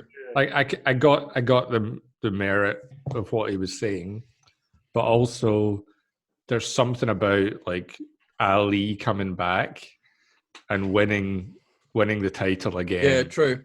Like there's something that's there, and there's something about doing it at a time like this as well, where everything's turned to shit. Yeah, that I just think is such an intoxicating, enticing thought, at least for me, which is why I was like, oh, if anyone's going to do it, it's going to be him. Yeah. But also I kind of wanted to get into, I had this thing and I had it written down and it said, limited editions, ? I wanted to get into the legacy part and like challenge him a bit with like, okay, your legacy, is it going to include limited editions? And do you take any responsibility for the fact that there's now like a blight on the watch industry with limited? That's a good question. Unlimited limited editions, and the whole eternal and eternity thing. Yeah. There is an eternity of limited editions. Like they go on forever and ever. There's no limit to them. Yeah. They do last forever. And like like when you put that stuff out there, when you put one good idea out into the world, like as soon as you put it out there, you lose control of it. And then the other brand marketing people who lack any kind of imagination and originality, they can just take it and milk it and milk it and milk it and milk it. Yep. So I wanted to get into that a little bit, but that would have been good actually. It would have been good to have time to ask him something where he's going to at least have an opinion, a strong opinion about it, or to want to argue about it, basically. I'm looking for a card that belongs. That mentions it. JCB on the card. Is that what you're gonna say? No, it's his daughter's card, because his daughter's is decent. She's got a good job in marketing at Hublot. She did have anyway. I forget her name, but so it's not just Pierre. It's like there's a few. I forget his. That's the other thing I wanted to get into as well, was the legacy thing. And he's like, I've achieved so much. And I wanted to talk to him about when Michael and I were talking to Kim from Blancpain, and she had no idea she had no idea he had anything to do with Blancpain. I think she did though. Blancpain. She just wasn't. Well, I was like, is there a shrine there to JC? Yeah. And she's like, what does he have to do with Blancpain? But she knew her great auntie worked with Blancpain. She worked for Hublot. With JCB anyway. Yeah. And she didn't know he had anything to do with Blancpain. Yeah, it was a bit like that. So the thing I realized was a while ago. He will never have Blancpain will never be able to sell him as part of their story. No. Because they don't own the narrative. Zenith, with the whole Charles Vermont guy, Zenith owned the narrative of that story. That guy's dead. He worked for Zenith, and that was it. That's the end of the story. Blancpain or Omega, they can never do anything with JCB. Why not though? Because there's footage of him. There's him talking about other brands. They can't control the story. With Charles Vermont, they can romanticize the story, and that's why, as sad as it is, they can milk it. You mean they can milk it? As sad as it is, Charles Vermont, just because he put some stuff away, and you know what? It might just be that he couldn't be arsed taking the stuff down to the skip, and instead, it's a possibility. Instead, he put it into a lift, put it in a car, and then just jammed it into the attic. Pressed the wrong button. He meant to go down to the basement. He ended up in the attic. Fuck it. He and his brother decided to, at night, after hours, transport the stuff to the attic. Yeah. But is that in the comic? Yeah. Was at night, was it? But I'll go find it, after hours. No, do not go and find it. Yeah. JCB will end up not having the same legacy as Charles Vermont, because there's no brand behind his legacy. And I disagree completely. Go for it. Yeah. Come on, then why? Go for it. He has transformed different brands into he is connected Omega and Bond, which you love, right? That's number one, right? I've got a whole section on Pierce Brosnan. Yeah, dude. But what brand? Who is talking about him? So the reason Blancpain exists is because of him, and it will be talked about. Blancpain aren't talking about that. No, but why would they talk about someone that's alive now? One day no, they won't. They will never. They will never. And it's sad. I don't know. Because they can't monetize it. He's a living legend, and he'll be a legend when he. They might make a limited edition for him one day, like they did with Charles Vermont, Zenith. I hope not, because I hope that would mean that his kids would have to sign off on it, right? Hublot is all because of Jean Claude. Yeah, but I just don't. Hublot is probably the most likely to have some kind of JCB limited edition, but that it isn't for what he's done in the industry. It's not enough of a legacy have a limited edition. Charles Vermont, that's more in line with him being lazy and not taking the stuff out to the skip. Yeah, that's deserving of a limited Michael edition. Doesn't agree, but he will. Keep talking. I'm going to get there. I don't agree. Just a limited edition watch for JCB is not enough. That's why I think he needed a brand. That's why I think he needed a brand to keep that name and idea alive. And JCB could have made his own attempt at a Rolex, like a charitable foundation that's just based purely on watchmaking and hot horology, and focused on that, making a brand like that, training people, doing the stuff he's talking about, like having people come in and doing a year and working for free and the passion of it. He could create something. It's very special. It's harder to do that than a normal company. That was a great answer, by the way. The way I didn't know Omega actually did any of that, because if every brand don't do it now. If every brand can introduce people into the company that's the ultimate. But I think, honestly, he doesn't care so much about that now. I think that's because he is in a bubble of he is in a bubble with the people around him. I think he believes his legacy is going to be something different than it actually is. He believes his legacy is going to be what his legacy should be. You know what? But it's not going to be what it should be. You know what? I don't know if he even cares about a legacy. I think he does, because he talked about why risk it. Like when you've had so many successes, but they were all successes for other people. That's the thing. Unless you have the success under your own name, on your own brand, you're never going to have that legacy. Maybe I had the feeling that maybe he's just like at the point where, you know what, I would rather enjoy my life than worry about a legacy. What did you say? 72. 72? How old Donald Trump? He's 71, and we all know. You would have to bring him up. No, but we're talking about like if you can run the biggest nation in the world. Are you comparing him to Donald Trump? Really? No, I'm saying. Are you comparing him to Donald Trump? He's pretending to run it. Maybe Jean Claude wants to say that I would rather enjoy the rest of my life than leave a legacy, because I would rather spend time with my wife and my children in a positive way than force it and try and make something more of my legacy. And I could understand that completely. And the guy has done enough, and we know that. He's done more than we will in the watch industry at this point. No, hang on. Give us some time, all right? But we're only at 6 different podcasts just now on our podcast network. We've got some catching up to do. But the guy has done a lot. Everything he touched turned to gold, and we know that. Whether that leaves a legacy, I don't care, and I don't think he does at this point. Now he's just like at a point where, do I want to leave a legacy, or do I want to live my life out properly? And he is enjoying his time at the beach and whatever. I completely turning to gold from a monetary point of view. Everything he did was successful. That's true. Yeah, he was given a job. Successful from a commercial point of view. Well, he succeeded every time he was asked to do a job. So that's success. Yeah, but yeah, that is success in that sphere.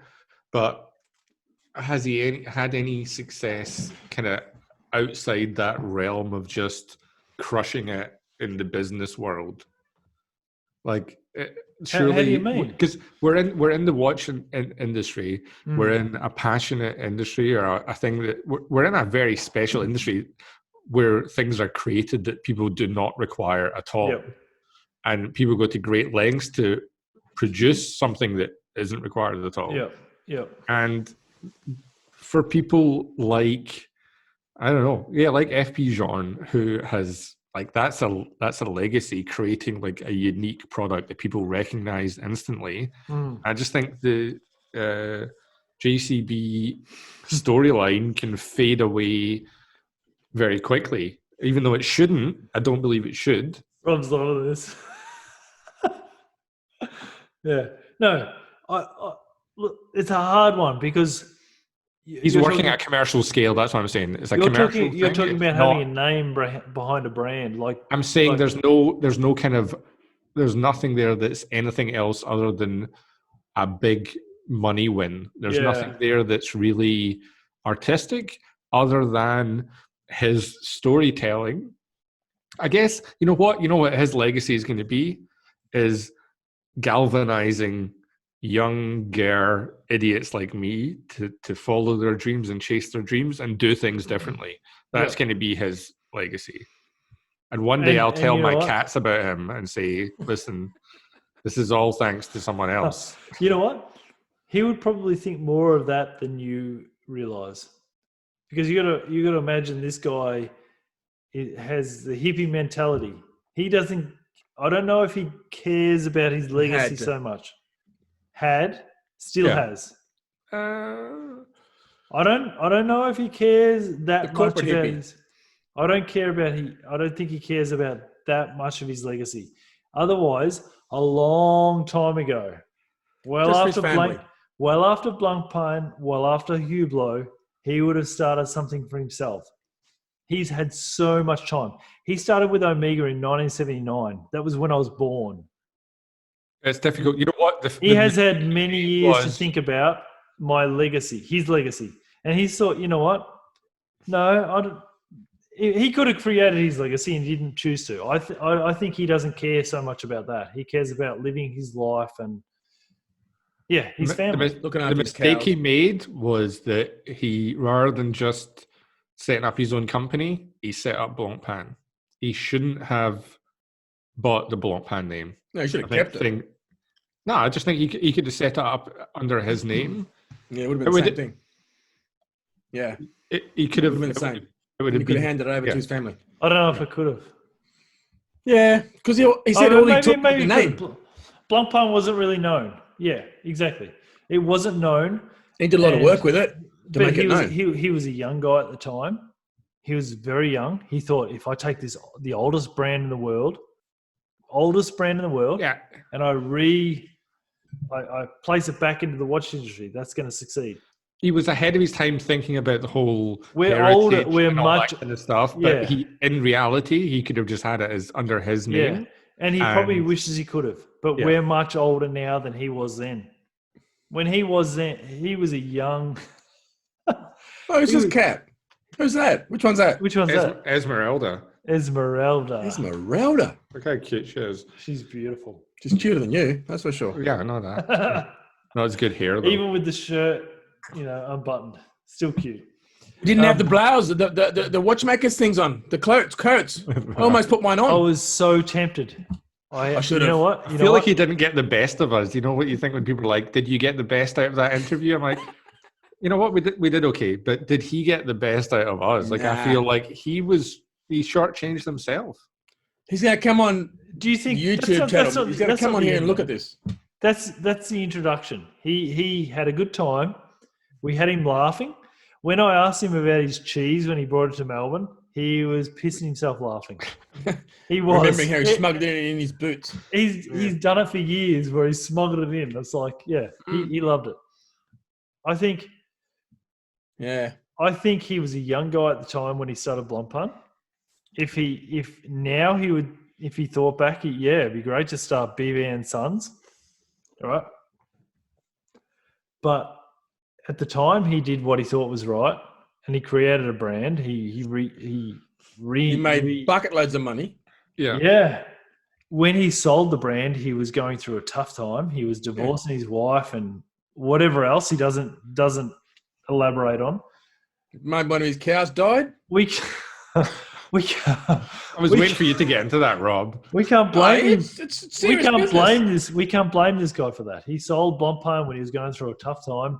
And I'm not blaming him for anything. I want a Rocky comeback. A few weeks later, Rocky 7.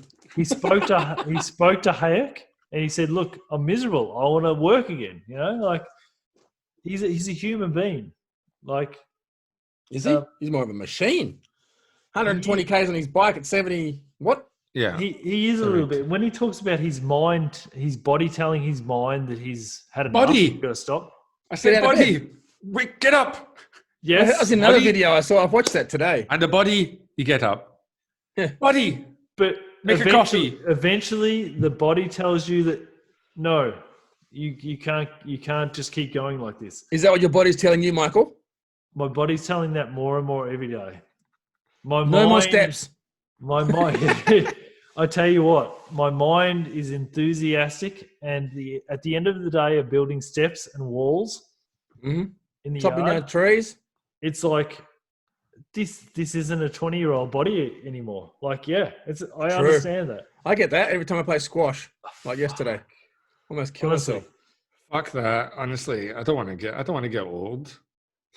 You- I want you- to you got die different- now with you guys. I started playing basketball when I was like 14 or 15, and I got to fine till I got to 30. 30 was a stage where actually the next day I'm feeling a little bit sore, and I'm fine to play still.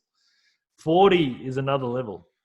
No, 50 is another level, probably. 40 is I guess. like where I'm taking cold showers just to feel okay the next day. So yeah. Okay. Look at us all just sitting here, knocking them back. Back in the good old days when I was 18. Oh, to Where's be your- 18 again. Where's Jean Claude right now? Is he at the beach or is he on the way to Geneva? Wait a minute, You're where going did he his say way he to was? He said he was in Zurich. He's right? getting he was But getting I in the thought car. he said he was someplace else. No, he Charles. was. Yeah, no. He Gotta go to originally he was Geneva. going to be in another. South Geneva. of France. Geneva, Yes. he said. That's like No. 2.5 hours drive. No, And then he was driving to Geneva for an interview for a meeting. Oh, he might have been flying. I don't know. You can fly to Geneva. Well, he said driving. Yeah, he said drive. And you we would. should cycle. I would not. Put his bike on the train, catch a freaking train like the rest of us. The funny thing is, he mentioned that he was going to be in a different place for the interview. You can. Yeah, Geneva's that's what 2 I'm minutes saying. from France. No, yeah. okay, so but he said he was going to be. Where was it? Because remember I told you before where he was going to be. It was. A little village thing. You were like, ooh, fancy. Ooh. No, that's where his cows are in stud. No, it was like it's like a tiny little village thing by Yeah. the coast or something. Well, the coast of Lake Geneva. What was it? You knew it, Rob. Yeah, Which I one? mentioned it. It was like, was it not south of France? It was south of France. Yeah, it was. Oh. Hamatui. Yeah. Yeah, but that's miles away. He's not going to go and drive down there today. No, Plans that's where, change, obviously. that's where he said he was going to be doing the interview. Yeah. Well, he's changed his schedule, obviously. Yeah. Maybe he's at a the long beach way right from now. there. Maybe A he's long just way. like He didn't maybe he didn't want us to know where he is. maybe his wife. We're maybe his- outside. We're in a van. That's why at the very beginning it was like, where are you guys? Melbourne. Ah, okay. Then. Going to make okay, sure. that is all right. On the other side of the world. It's all right if I leave the house with a towel over my shoulder. Brilliant. It's so good. Well, that's I don't- why you I'm know what? asking. If he's at the beach right now, good on him. Fucking, I don't care. Like the guy's done enough. Oh, honestly. dear. But when I heard earlier about him talking about Jean Pierre, maybe wanting to set up a brand, BV and Son, and Jean Claude talking about doing it right. If he did it, he would never do it the other way. Like Under the Dial would be finished beautifully. Yeah. And he talks about having it finished so that future watchmakers will see it, and every screw will cost 50 Swiss francs to produce because you have to polish it the right way. I was getting excited about that. That's a legacy. That's what he wants to leave. He understands passion. It's not about just getting something done. It's about doing it. No, he does. The only watch brands that actually No, I'm bother- not saying he doesn't, but just the whole thing about the child thing, that getting your child into the same industry. Oh, I would love that. It's a bit. I don't want to say it. It's a bit Stevie. It's a bit Stevie. It's a waste. You know, it is. It's a waste of a life. I think- if you're No, doing not really. something- No, I disagree. I I disagree. disagree. I think Pierre has naturally come into. He's with Barks and Phillips. He's with Oral Yeah. Barks. $6. He's taken an interest in watches and. Listen, And- I'm not saying he's not going to have a great time and a great life. He'll probably have a great life and be very happy and fulfilled. But I just think it's almost too easy a path to go down. I think any parent should be saying, like, is there anything else you want to try? Like, He probably has already. He's probably done other stuff already. This is going to be like an easy thing for you to get into, because you get to enjoy some of my success for free. But not easy. Do you want to try? What do you mean it's not easy? It's not easy. All right. If Pierre decides to start a brand, how much of a spotlight is going to be on him? Because he's father. Yeah. How much easier is it than for him to start a brand than it is for me to start a brand? An underdog will always win with the public. Like you support underdogs. I do, but think about the brand marketing machine behind the Swiss watch industry. It's not the marketing; it's the network. They write the story. Like I think there's the underdog, but how many times is there an underdog that doesn't even get anywhere near like winning anything? Like, you need to win to be a good underdog story. If you don't win, you're nothing. And then there's all the people that just have that extra push and that leg up. It's a different thing. It sounds like Pierre is like passionate about watches. And if he's to a point where Jean Claude is like, I can't stop him. There's a lot of people though, Alex. There's a lot of people who have known success because of their parents and don't talk about it. Yeah. And there's a lot of people that know massive that twit Donald Trump. I mean, that's just because of his parents and grandparents and stuff. It's not like, you know, he didn't do jack at the start and he shouldn't even be there. But it's because of his old man. Yeah. And then there's a lot of people who are successful in business who are successful because of their successful because of their family or their father or their grandfather, and don't say anything about it. And but they're happy doing what they do. But yeah, there's been successful because your family and been able to channel some of that success. Like, I'm sure Pierre could say, I want to do any business, could be anything at all. And but maybe he likes watches better than any business. And okay, these kids, most of them are spoiled brats. I'm not saying Pierre's a spoiled brat. Maybe he's not, but you know, they've gone to the good schools. They've done all the right stuff. They've had the cool holidays in Stade, obviously, and in Saint-Tropez in France. They got all the cool stuff. They enjoy the good lifestyle. So you know, so they're a bit privileged, and at least I look at them and go, you'll get, you know, because he's silver spoon basically. But it doesn't mean that they're not going to be passionate about what they're born into. Exactly. Basically. That doesn't say they can't be passionate about what they do. And I think by the looks of what Pierre does, he's passionate about what he does. He's working for with Oral Backs, and he wants to learn, and he's passionate. That's a good education. That's for sure. Yeah, he's passionate. He's passionate about. He's not just going into Hublot. No, he wants, like, from what I've seen, he knows he's passionate about vintage watches. You know, if he ever started a company, he would be under a lot of pressure to do well, and that's what makes it admirable, because they're under a lot more pressure. And I wish I could remember the girl's name, his daughter, who I met at Hublot, and she's studied and stuff, and she's done really well in her studies, and she's doing well where she is. Yeah, because she has to try that much more. Yeah, because she's Biver's daughter. I know. Exactly. She has to prove herself. The pressure on them is like, if you've got a successful father, it's like anything but that success is like almost it's a handicap. Yeah. Either go the other way and you try and do creative stuff, or there's a lot of pressure to do something. But I don't know, But it seems like Pierre is just like, it's about the passion, and Jean Claude was basically, I heard an interview with him saying he couldn't deny it. Like, if someone is that passionate about something, he's going to support them, you know. And if Pierre works up to it in a few years' time, he might want to start a watch company. Who knows? It wouldn't be easy for him. That's for sure. It wouldn't be just about money. Like, Jean Claude couldn't just put money into it. That's the thing. If Pierre started up a brand, and then 8 years from now, 10 years from now, God forbid, hope he lives for another 100 years, something happened to JCB, like, you still always have that in your mind, like, Is this all only here because I started this with my dad? I don't know if that would be the case. These days, anyone can start anything. Honestly, look at me. These days it's a lot easier. Like, yes, money helps get the ball rolling a bit quicker, but if you've got something that works, it'll Right.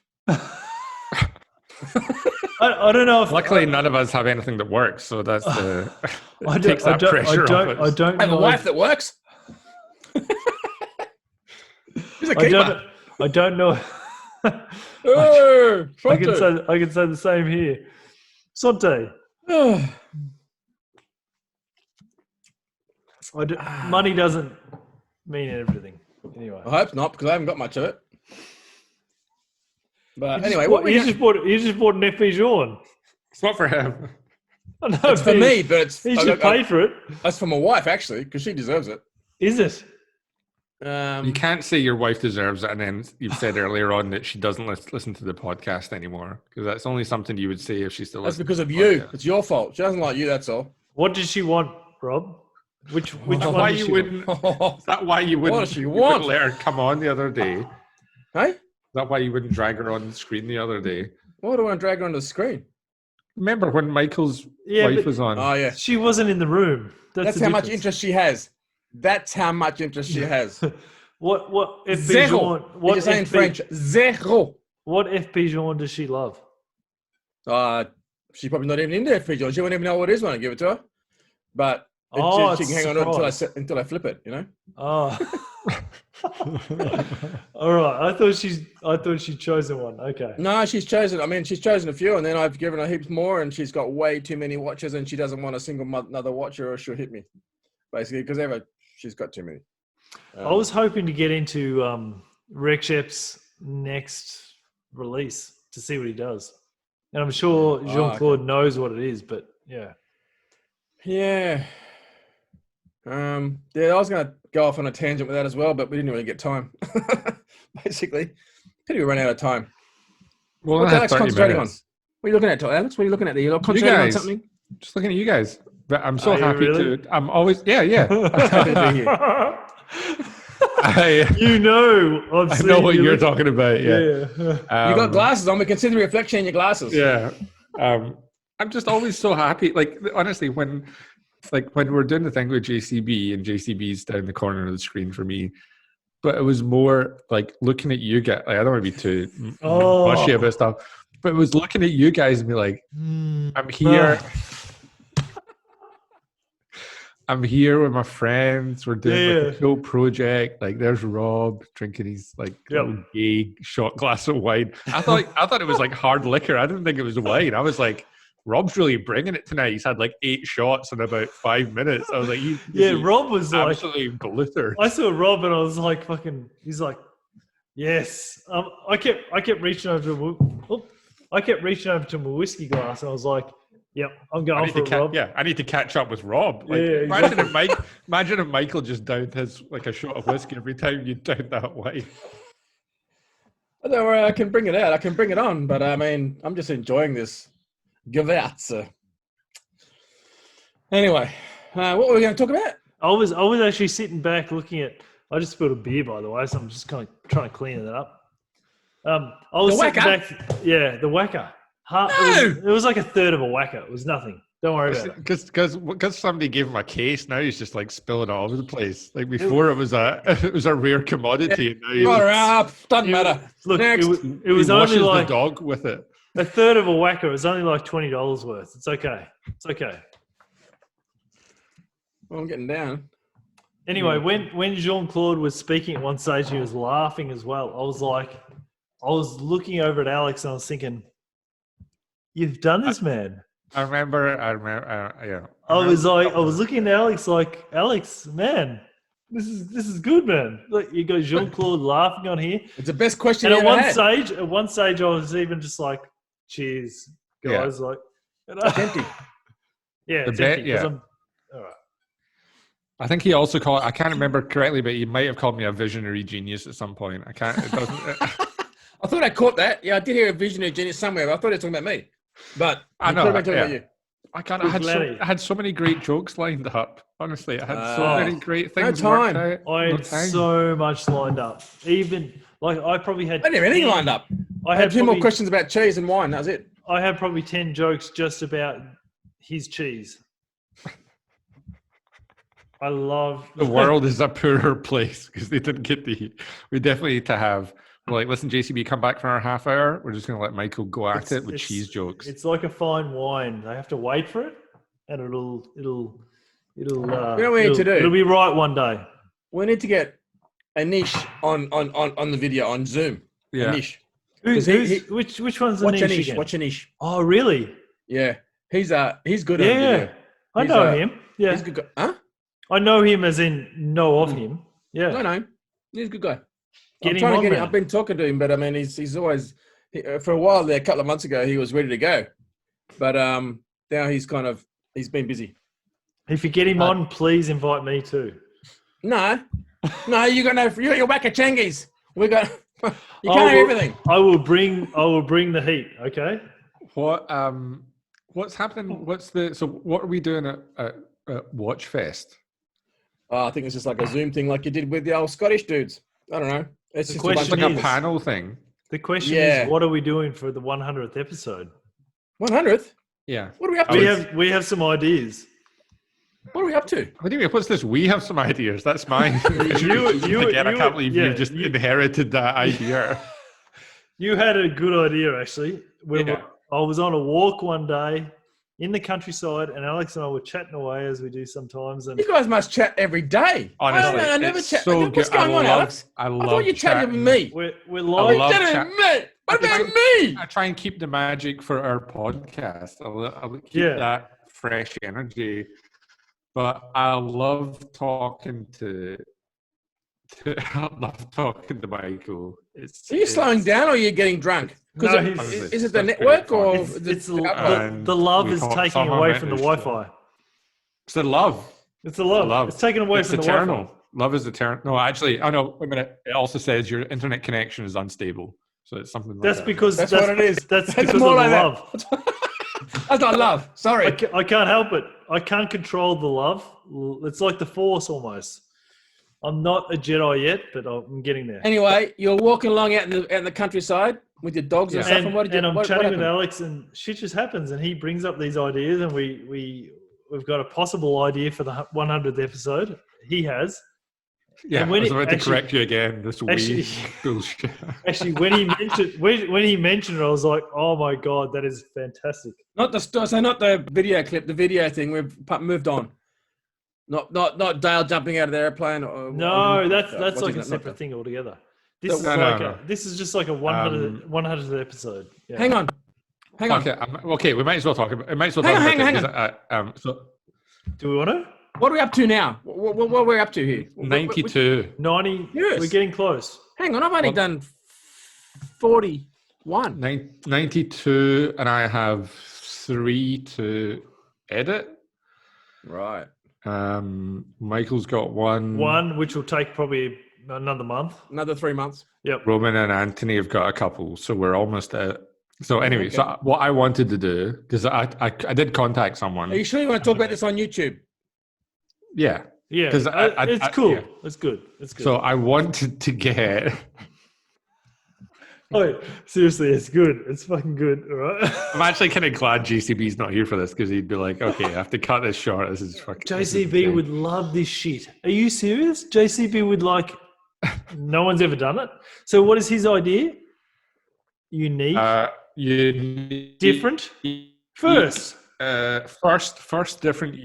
Yeah. Yeah. Unique. This is so JCB. I was gonna get a psychic on.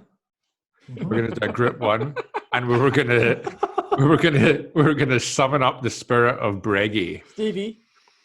The real his great grandfather. Abraham Louis. Whose cat's that? It's Dave.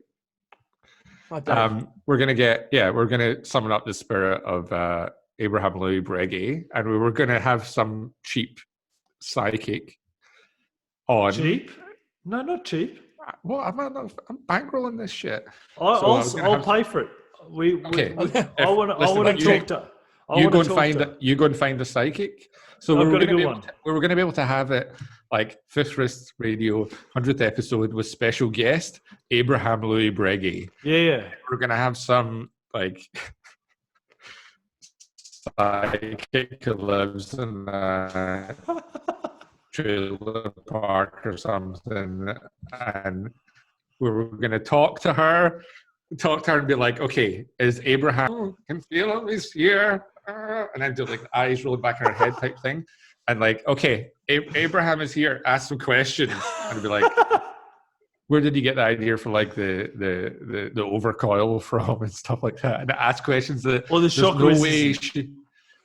there's no way she could possibly know, and then Rob, then you come along and be like, okay, I'm going to speak French to Abraham, and then you can speak to him in French. Honestly, I love this idea because honestly, there is a part of me, because I've been to a psychic before that really channeled some shit, and I was like, holy, I was taken aback. All right, I was amazed. If we end up talking to Abraham Louis, and all of a sudden, I don't know what's better, Michael thinking it's a possibility of him actually speaking to him, or the comedy. All of a sudden, Abraham Louis is like, I'm about to throw this pocket watch across the room, and it's going to keep working. Like Richard Mill. Mm-hmm. Oi, if we get a psychic that can recreate a Richard Mill event, then that's great. The first 3 times you said that, I thought you said sidekick. Well, got a sidekick already. Like, Alex a sidekick. I'm actually excited about the possibility of talking to A.L. Breguet. Are you? Yep. I believe this shit. Ask him how that's come the the one- stairs. And I know I said shit, but I believe this stuff. We should definitely make that also the episode where we try out taking mushrooms, if it's going to happen. I think I prefer brownies. I contacted a psychic and they said they wouldn't do it. Really? Yeah. I'm surprised. I'm shocked. You're sure? I know. I thought they'd just take money for anything. So what I was actually thinking for the 100th episode is, because we could also have it as a Christmas, like an end of year thing. Yeah. We do an awards ceremony. Oh yeah. And we do like a Zoom thing like this, but we're all wearing tuxedos or something. Nah, it's not good enough. It's not bad. What do you mean it's not good? Can you let me like finish the rest of this idea? And we do like a best watch of the year, and people come up and it's like, and presenting the award for, and like, here are the nominees, and we can tie stuff in, so we can do like some voting stuff. That will end up bigger than a GPHG. Well, it would be more honest and authentic. You know what we should do? Just to get us in the right frame, we could actually even use the same, I mean, unofficially, same categories as the Grand Prix. Yeah. And just give our opinions from the, that's what we're going to talk about tonight, weren't we? Because we tried the other day and it didn't work. Yeah. Watchmaker's perspective. Hang on. We could talk about the GPHG watches and what we think are the winners. And then we could talk about the watches that aren't in the GPHG and what we think are the winners, like somewhere else, or whatever.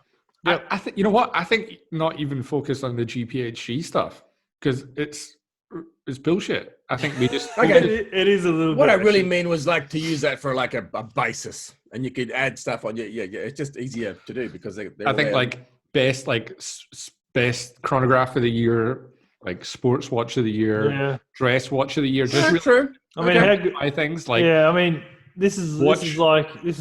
You don't get a vote, Michael. Manufacturer? Like... I know it's up to about 20 grand. Micro brand independence, and look at that's where it's at, mate. Three subdials, big brands. Like, just make our own categories, like shitter of the year,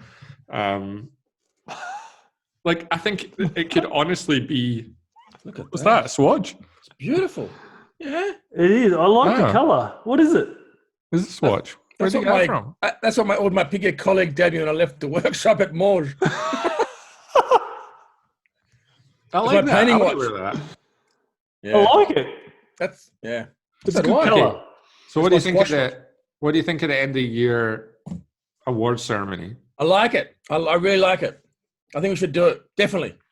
Absolutely. 100%. Michael's coming around. Before Michael's like, no, and now he's like, yeah. Okay, I think if we're high, it's okay. We've got to wear bow ties. Bow tie for everybody. Oh, we have to be dressed up like we're actually at the Oscars. I will do that if I'm high. You can have no pants, but you've got to have from here up. I've got a dinner suit. I'll do I've got a that. t-shirt. I've got a bow tie with a t-shirt. That's fine. I'll put a full and dinner a black suit on. jacket. I'll wear a dinner suit. Yeah, no, we make it have to formal. really go for it. It has to be. It's like our end Okay. of year. It's like Okay, our bring it end of on. year- Bring it on. Right. I'll do it. I'll do It's it like our completely. end of year function. And do we get high? Can you stop coming on again? If you want to get high, you can get high. It's fine. I'm You just don't trying need to my figure out if permission. you want us to get high.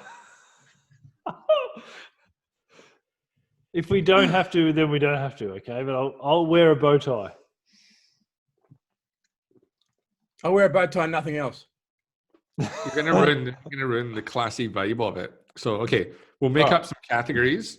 Yep. And yeah, everyone will present like an actual thing, and they'll give the nominees. And What's the physical prize going to look like? I don't know. We'll do like a certificate or something with I'll maybe get some kind of certificate made up. Did you some see? kind We have to have something physical. You have to have something like something a of, goal, I'll get some.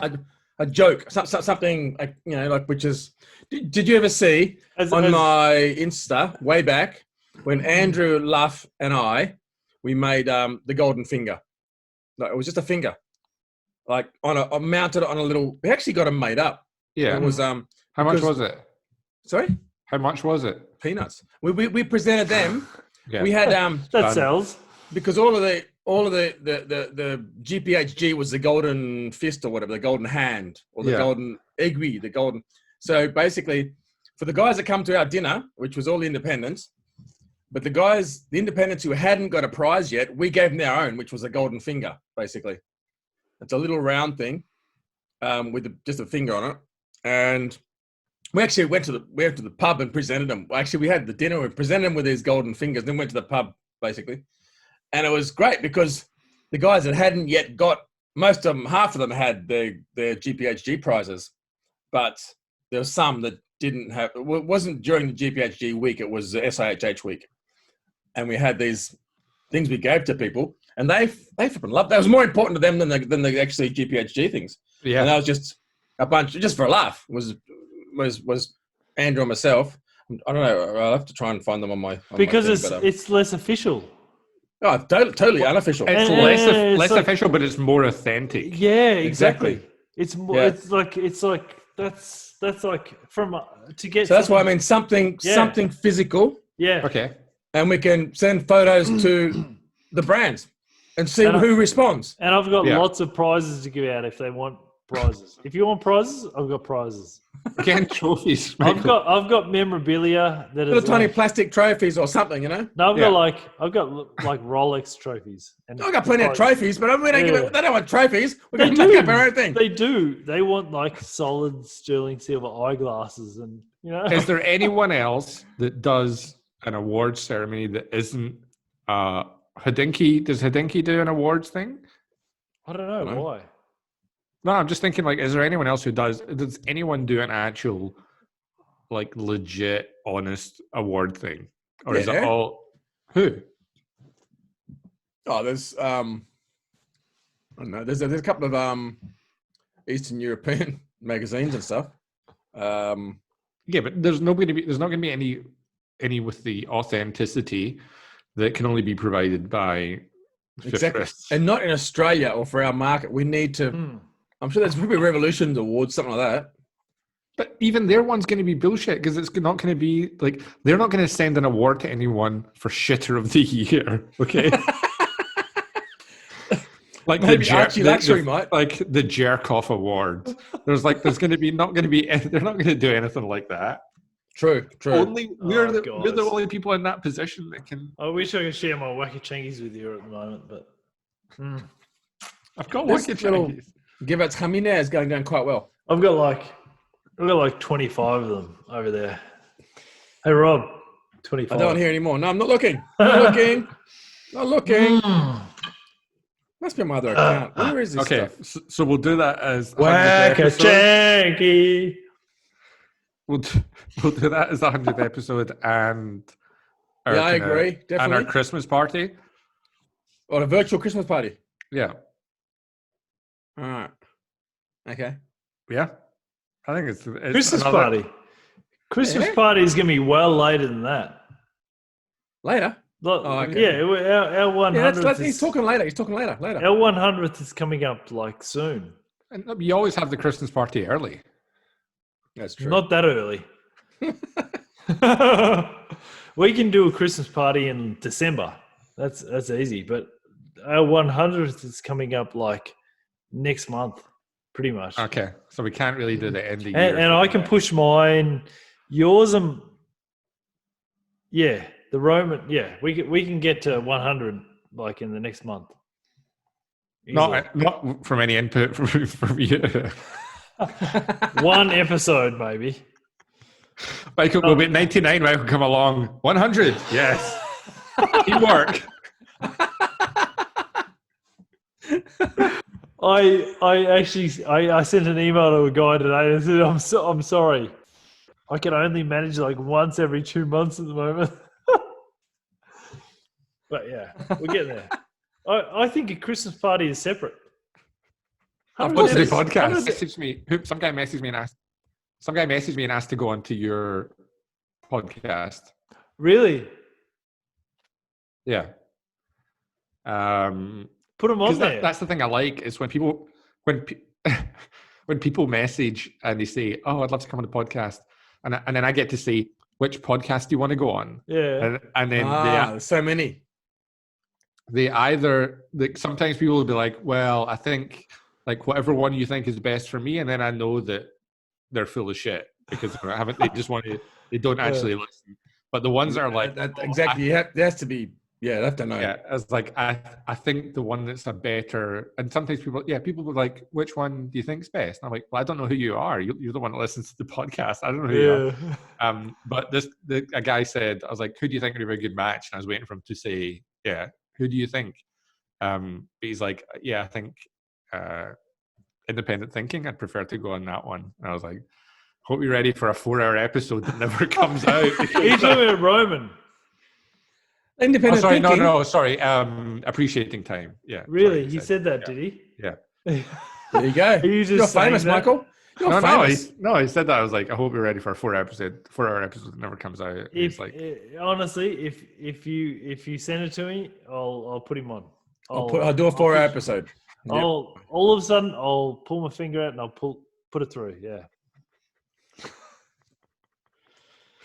Oh it's a great dear. thing. God, I feel sad JCB's missing out on this. This is like the best bit for me. This is the best bit. True. It's like we're Doesn't drunk. it? He's Next missing time out. It's sad. I feel Next time sad for he JCB. won't want to take off so quick because he'll know that he'd missed out.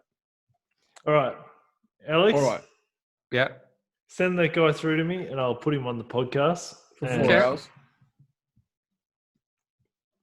Yeah. I will. No, I can't find that thing. Look on it. Look on Orange Watch Collector's feed. See if it's on his. The finger thing. The golden finger. Yeah. Anyway. I'm just going to go into Wish. You'll have some junk trophies on Wish for sure. Anyway, we're all here just doing our scrolling while the listeners are just. Oh, you can edit this out, Ken. I'll be back in 1 It's a minute. video, Rob. This doesn't get edited. Oh dear. Anthony and I are looking at, or we're in the final stages of getting watch straps made. Whose kitchen's that? It's the same Watch kitchen strap. from earlier. NATO's. It was, yeah. So I have very Not high Halloween. standards. That's fine. Yeah, I have very high standards of what I want from a NATO, all individually numbered and engraved. It's the same thing as Time and Tide. Do they have a chicken on theirs? I don't think so. A little lawnmower. And they charge their people like $200 for a strap. We're giving these away for free to people who write on the website. True. Okay, that's a good idea. It's going to be great. It's great. Yep. Okay. Yep. Okay. The chicken. Chicken, yeah. Poulet, as you would say. Poulet? Poule. Snow the chicken. I'm getting there.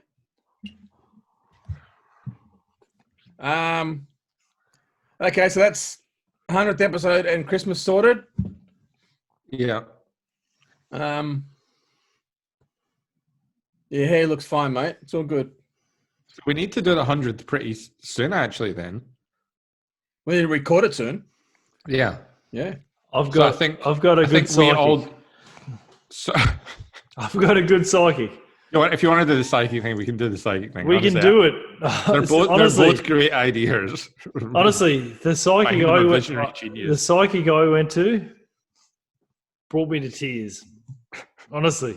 I think it might ruin the mood if you're just crying in the corner while I'm asking while I'm asking Abraham Louis Breguet if he's disappointed in his great grandson's life. If it's someone I know, I might be brought to tears. But I was brought to tears with the psychic I know. So yeah, it could go really off the rails when Michael's just like, I think I felt you when I was in you. I went to your museum. Did you know I was there? I felt like you were there when I was.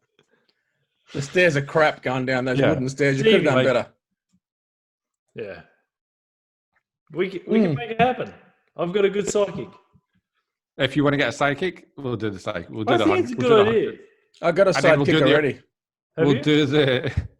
You can't keep on doing that joke, Rob. I'll keep doing that. I'll keep doing it. Okay, we'll do the awards for the Christmas one then. Yeah. Right? Yeah. End of year. Yeah. We have to think of a good name for it though, like a proper fifth wrist something, but it's got to be like the Logie, like the wristies. Yeah, something like that. Yeah. Mm-hmm. I can't. I mean, I can't believe I come up with all these things. Just I know. That wasn't that great, but yeah, okay.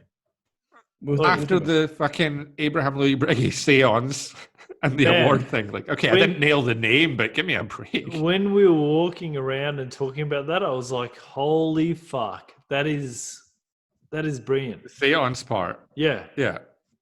That to me is like, people will actually tune in to see if that actually happens.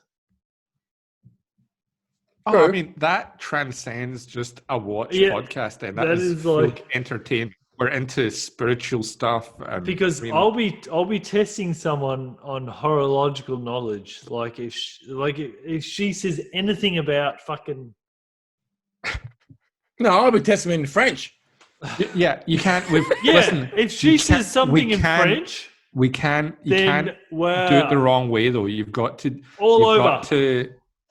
We've got to not write a script, but we've got to be strategic about the questions we ask. I'm completely. You need to be smart. You can't. I mean, if we're just going to, because it might end up, we just end up embarrassing the women.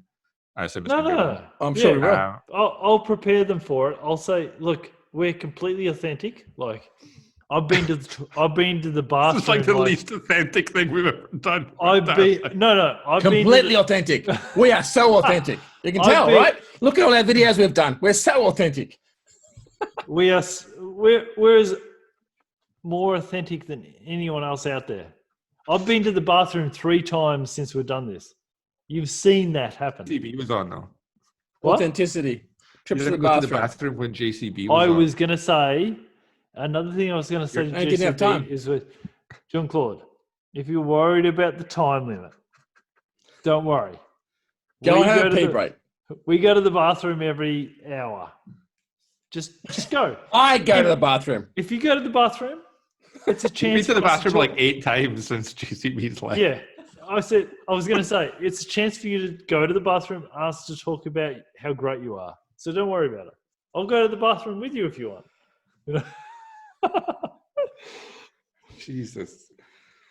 Okay, so you're going to get a psychic, Michael. I'm going to get a remember psychic this tomorrow. Yeah. Yep. I'm getting a psychic. I'm getting a good psychic, and yeah. So we need to ask strategic questions. That's the thing. Like, what are your thoughts on the Tissot T-Touch? I think it has to be was Marie Antoinette really that great a piece of ass? That's a good one. Yeah, that's like, deep because Breguet would have been looking for us. No, but then we were like, just dial in Marie Antoinette as well, and then the woman's like. We'll just zoom Marie Antoinette. I can't believe I died before I got the watch. If she mentions, you took so long to service that watch.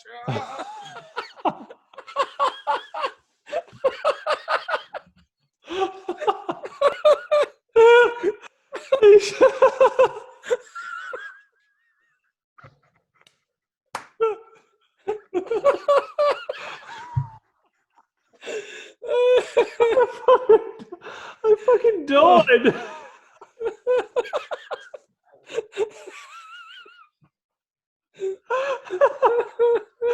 Oh dear. That's good. Stop it. I mean, I'm not going to edit this. I'm going to bang us right out. We can end up dialing anyone in. We might need more than one sidekick though. That's the issue. I don't know how it works. Can they communicate in the same? I don't know. If she mentions anything about like any of the watchmakers that created a tourbillon or... We got them on. We can't bring them on. Seriously. JJ and Lecoultre, the two guys, we're going to bring them on. Yeah. Bring them on. Yeah. We'll push her to the limits. We'd like, hang on. I would have to be sacked after summoning up Breguet, right?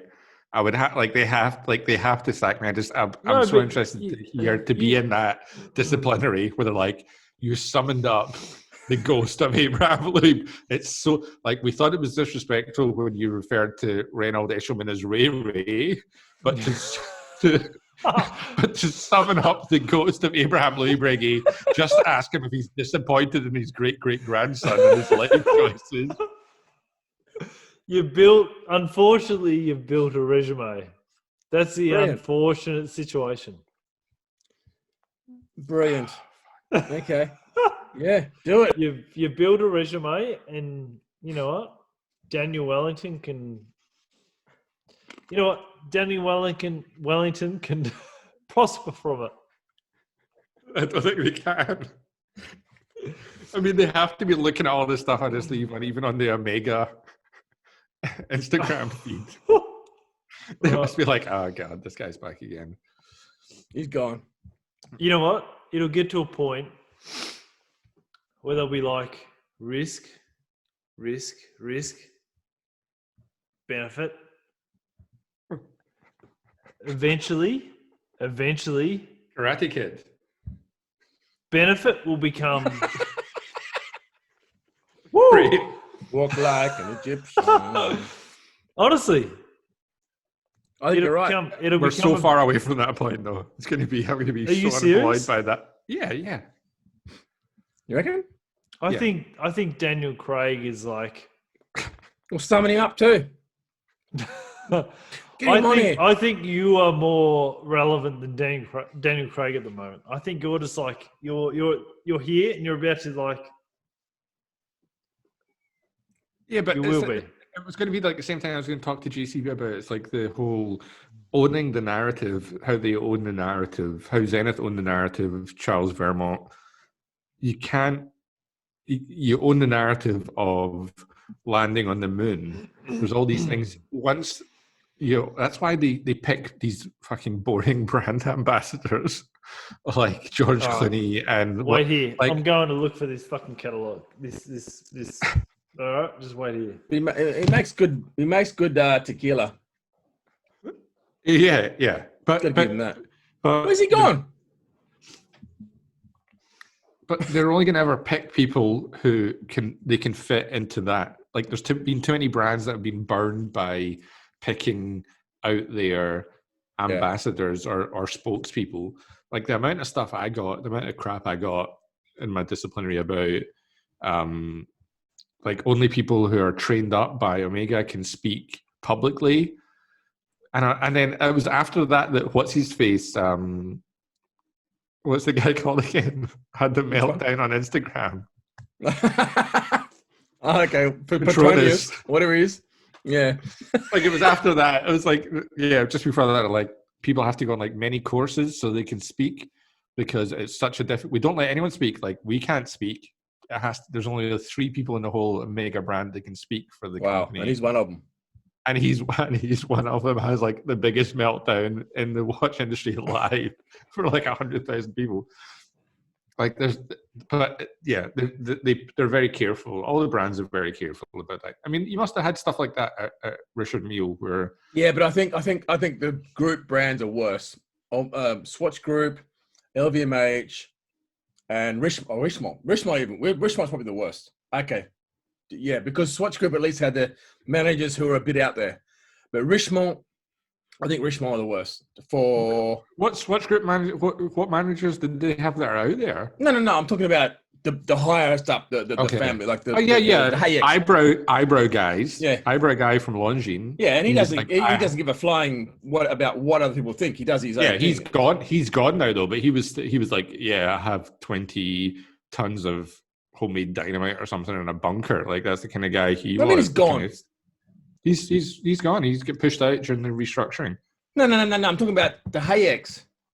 Yeah, and I was talking about eyebrow guys from Longines, like the Longines. Oh yeah. Oh god, yeah, of course he's gone. Yeah. But I'm talking about the family, you know. Yeah, no, yeah. The controlling family. But you think I don't know, when the whole pandemic thing started, and it was just at the very, very beginning, and they sent out a video to everyone to watch, and it was the guy and the sisters. The guy comes on the screen and he's talking away, and then he's like, and now a message from my sister. And he there was a screen next to him, like Chris here, and he was like, and then it was like they had zero understanding of technology or anything. Like the only way we can do a split screen is if we bring another screen and we put it on the table next to us. Right, okay. Hello, yeah, okay. Please speak to the people now. I was like, God, these are the people responsible for our jobs and livelihoods. Yeah, but at least he's been a bit, as his father was, a bit of a rebel. Whereas Richemont is just financial, corporate stuff. Has he been a rebel though? We've talked about this before. I don't think he's been. No. I'm talking compare it to Richemont. You're comparing it to like a very conservative industry. Like they're all like, just because you're a bit wilder doesn't mean you're as wild as you need to be or wild at all compared to other. Nowhere near. Which is why the independents who are a bit wilder, they're awesome, because they send it. Oh, he's taking his glasses off. Can't see anything. You see me? Can't hear. Can't see.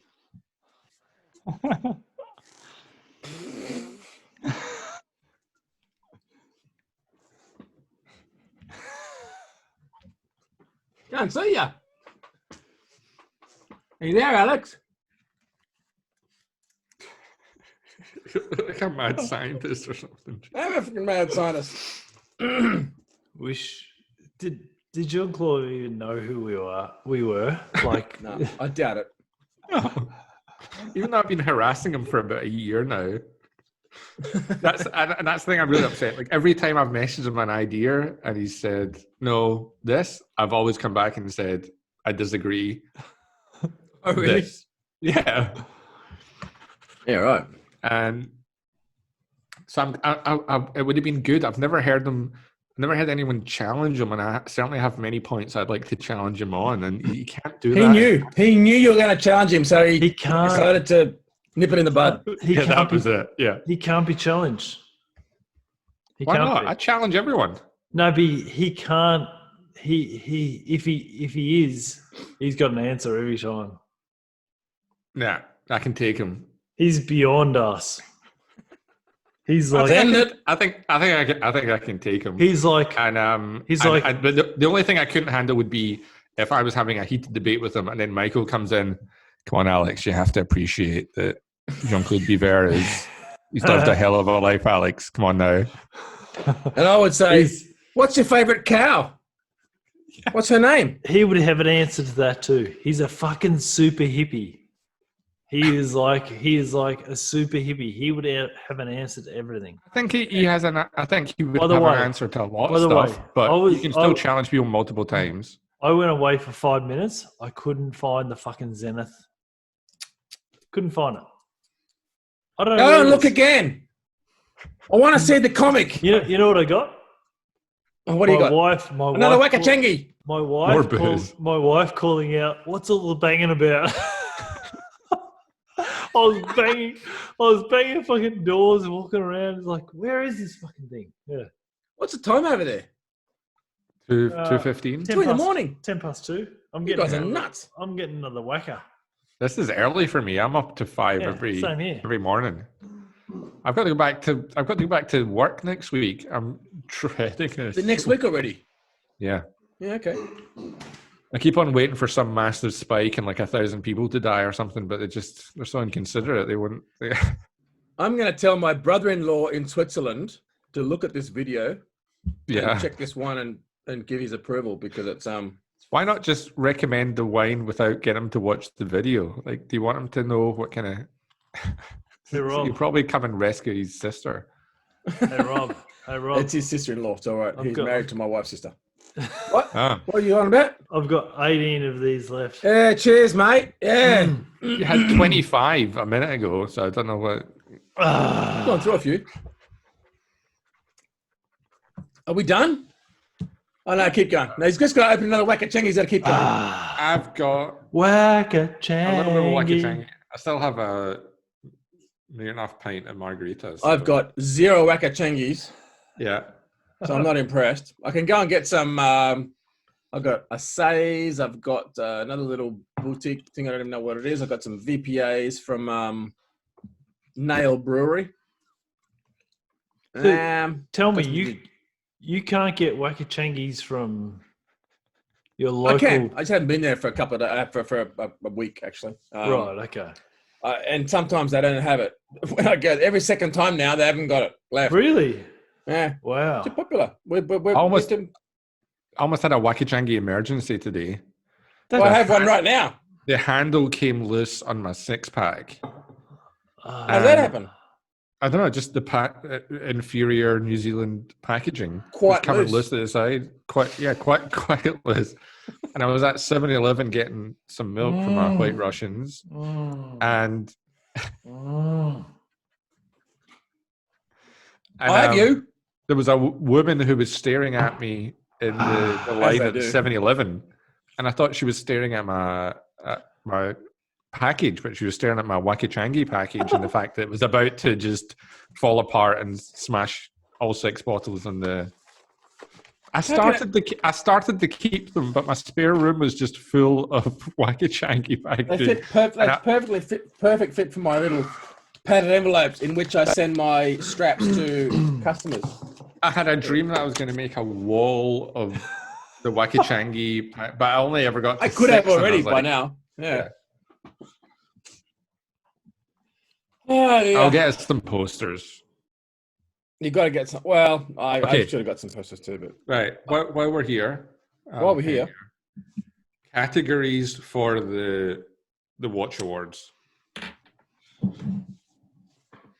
Okay. Go. Okay. Go for it. Hey, what is Goldberg wearing today? Oh my goodness. A swatch. Who's where is he? You've been looking Goldberger is wearing a you're swatch. Not focused on the. No, I was quickly tapping into Instagram. Why? Goldberger is wearing a swatch. Everyone goes on Instagram. Wow. He loves watches. Right, Michael. He does. Off right. Instagram. Categories. Yep. What are we after? It's probably a special edition swatch, is it? our Catering awards. Swatch. Sorry, what? Categories for the awards. Men's, ceremony. ladies, and in betweens. All right, I'll let you have mans and ladies. What are we going to choose from? We need category ideas. You don't have to make up new categories. Michael Just use still someone looks else's categories. confused. I am. What? That's like, not hard. You stop having wakachangies. Stop drinking. Okay. Chrono divers. Coronavirus. Chrono divers. Independence. Dress. Micros.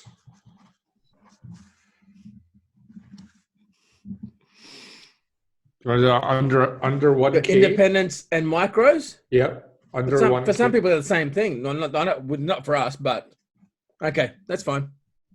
Under 1K. Yeah, exactly. Under maybe 2K, 3K, and then over 10K. No, we're going to have under 1K is a separate category. Everything else is going to be a free for all. So the one under 1K is like bargain thing. Bargain basement, you call it. Quartz? Do you want to have a quartz or is that too boring? No, it's FP Jean. That's it. That's nothing else. Okay.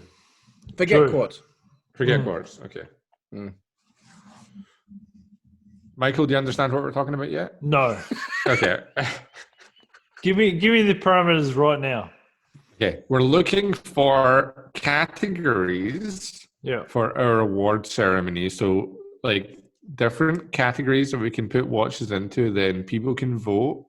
How on many? the watch. So I've got man's, ladies, divers, man's, ladies, chronos, divers, independents, micros, under 1K.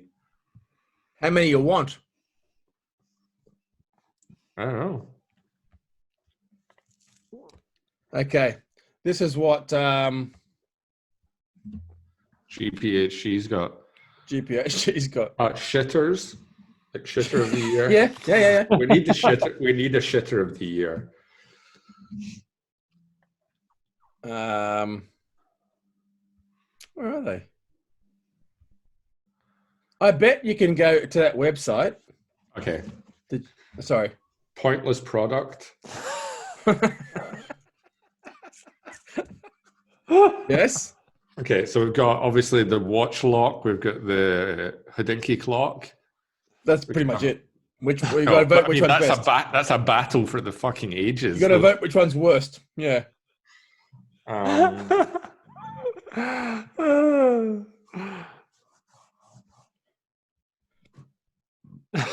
GPHG 2020 edition rules nominated watches. Honestly.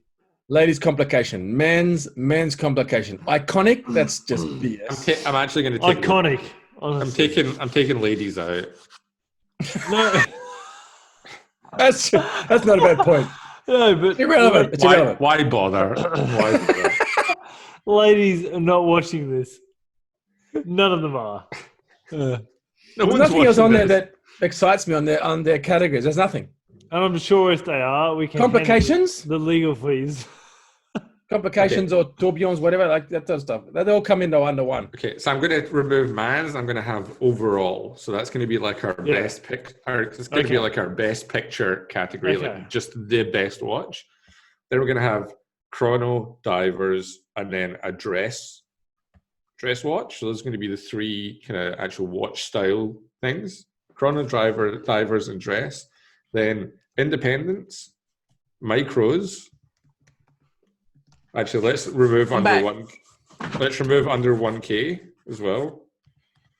So, okay, so we'll have overall chrono, divers, dress, independents, micros, shitters, and then pointless products.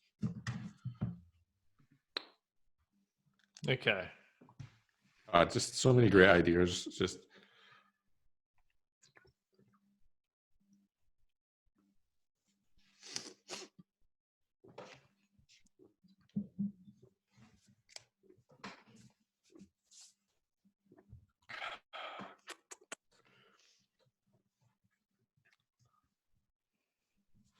You know, I never have as much fun as I do with you guys. Oh, Just I love it. there's nothing. I love it. There's nothing remotely close. I know. And I always love every time we speak on the phone, at the end of the call, you always say, you know, I can't wait for us just to can't wait for us to hang out and have a drink. Honestly, I can't wait for us to catch up and have a drink and just get shit face. It's gonna be so good. It's gonna be so good. Honestly, AP 1159. Rob, can you hear us yet? Put your headphones back on. You hear us? I'm still looking at the options, but What are you doing, Rob? Why is Rob? Oh, God. He's muted himself again. yeah, I'll go back to.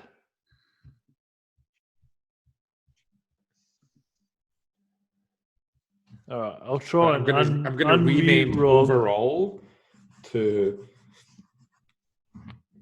Okay. I'm muting him, so yeah, he can. He's muted already. Can you hear us?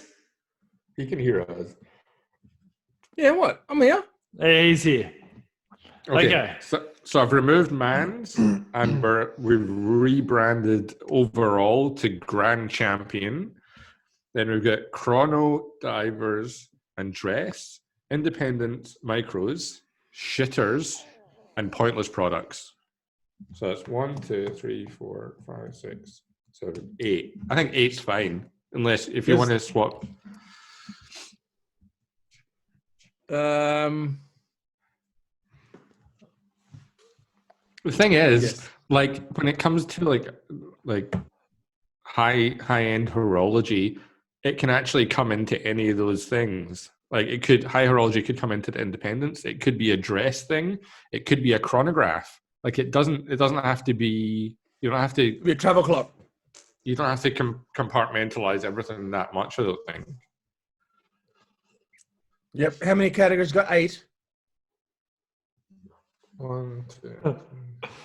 Like, Yeah, 8. I think 8 is fine. just like Yep. narrow it down for me. What do you want? So-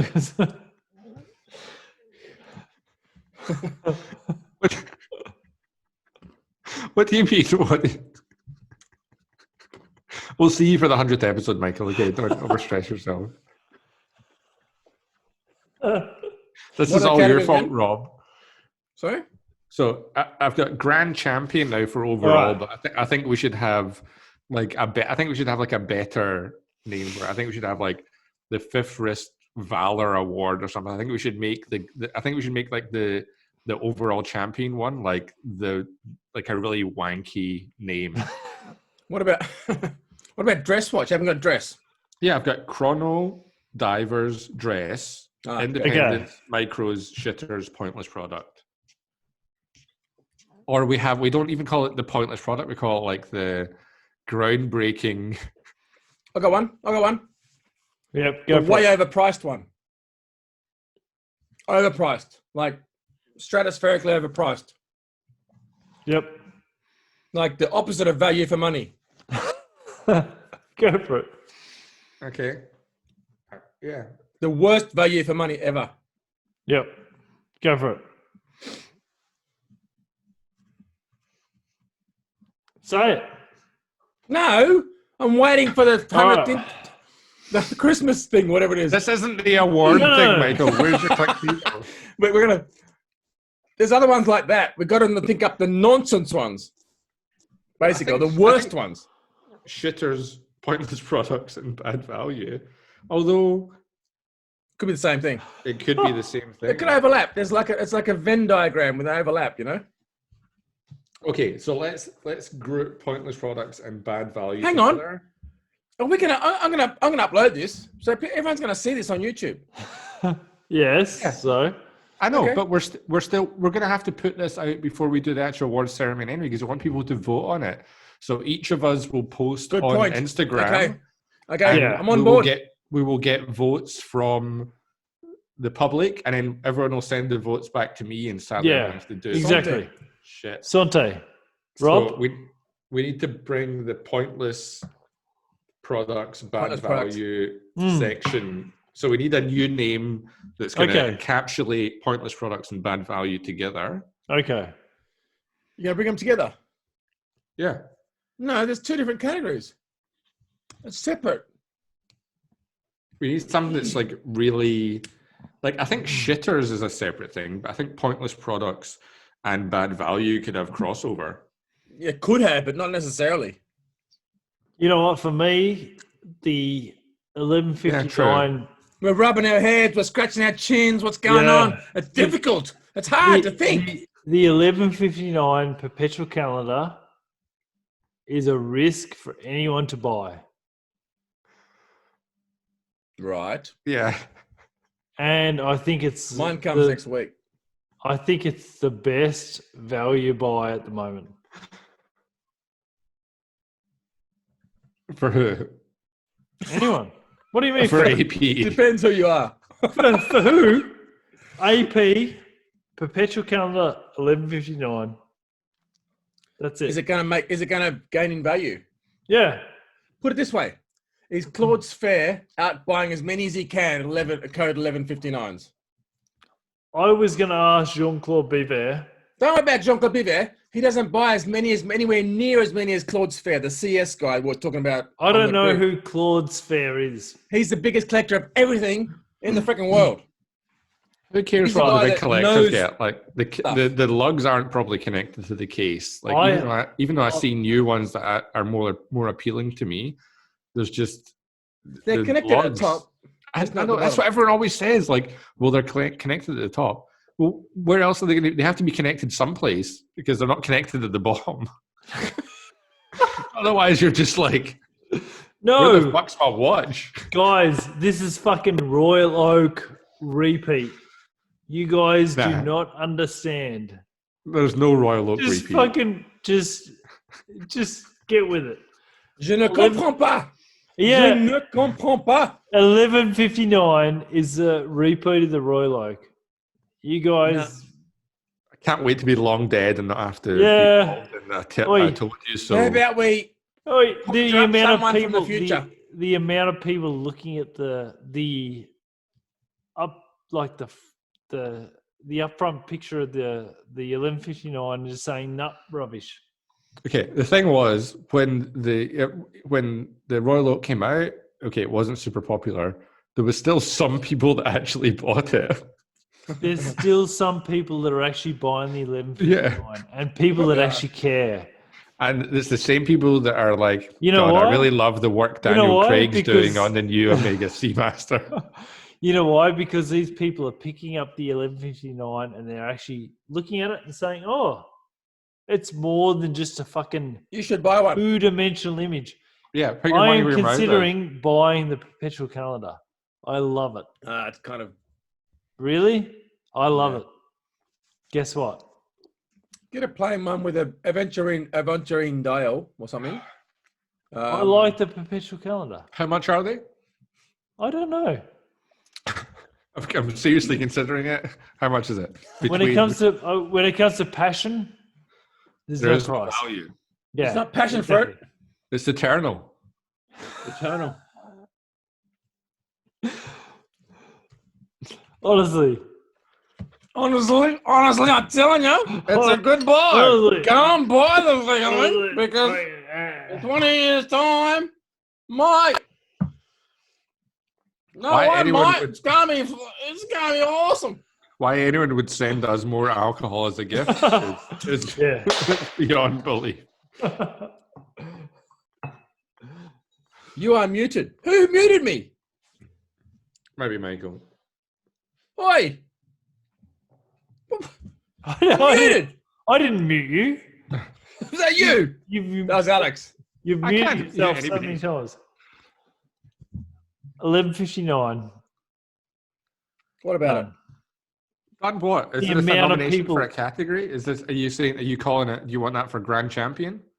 I want the perpetual calendar. Well, you haven't. the thing is, when you said that, I didn't have any, like, how many options are there? Like, Grand champion? There's Yeah. hundreds. where can I pick them? You can pick him anywhere. There's fucking too This many. isn't, Whatever this isn't like you a like. strict corporate Alright. structure. This is fifth wrist. We can all do whatever the fuck we want. Which So we will. we can all pick you can pick a watch for every category, and then we put it out to the listeners and the Okay. public.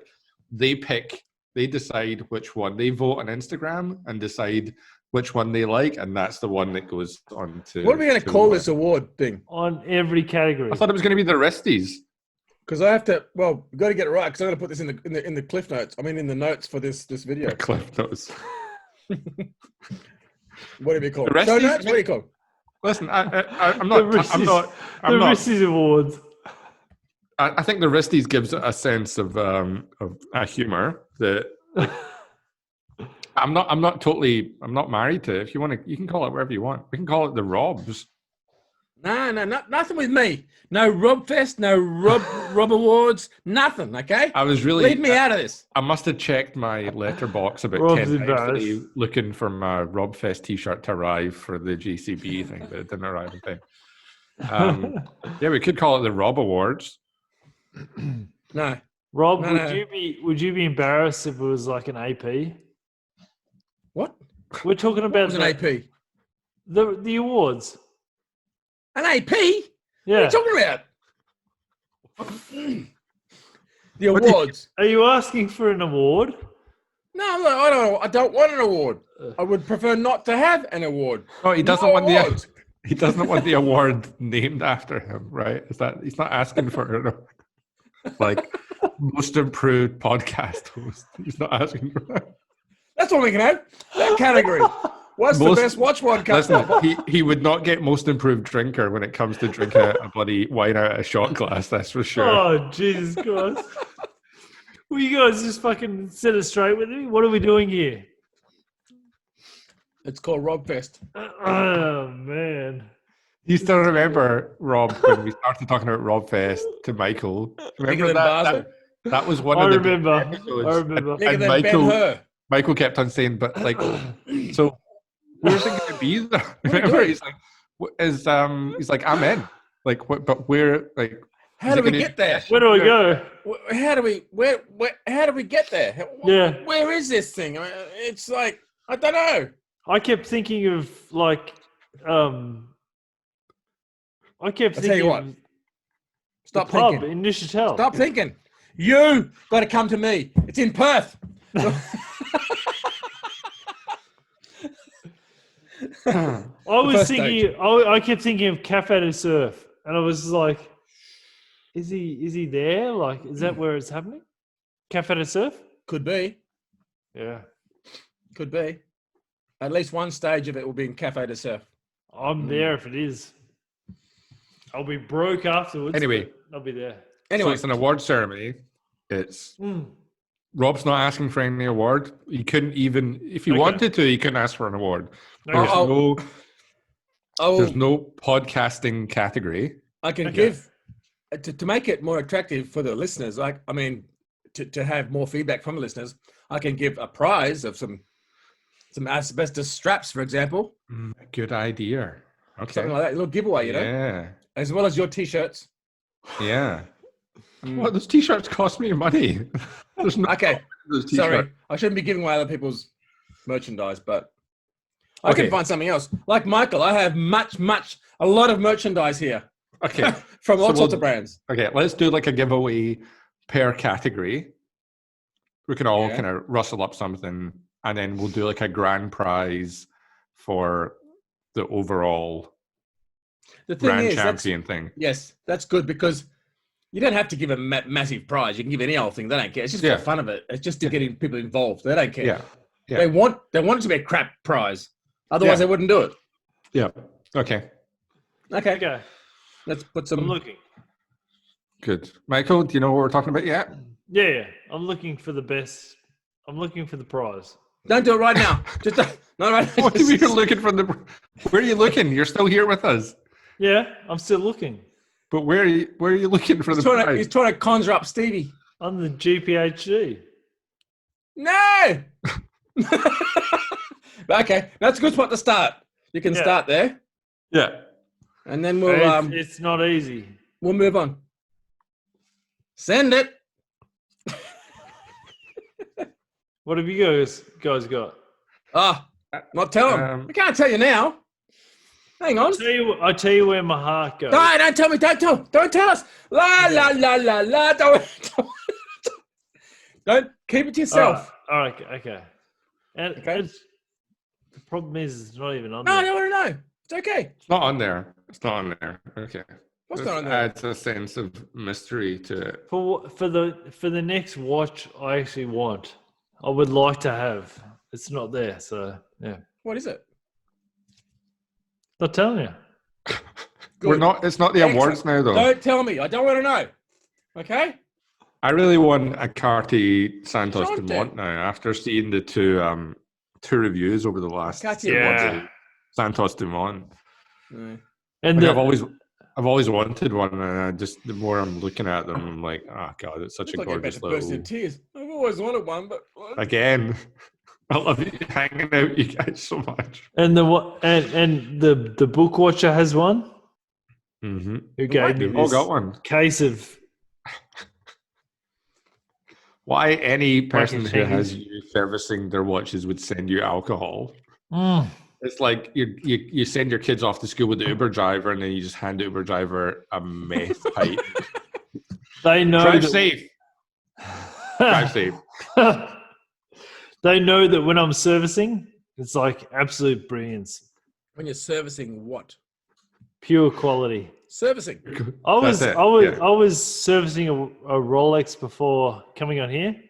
We get Yeah. cows serviced out in the farm, horses serviced. What Okay, Rolex so were you what's- servicing? I was examining the pivots of the wheels and making sure they're mirror. Mirror.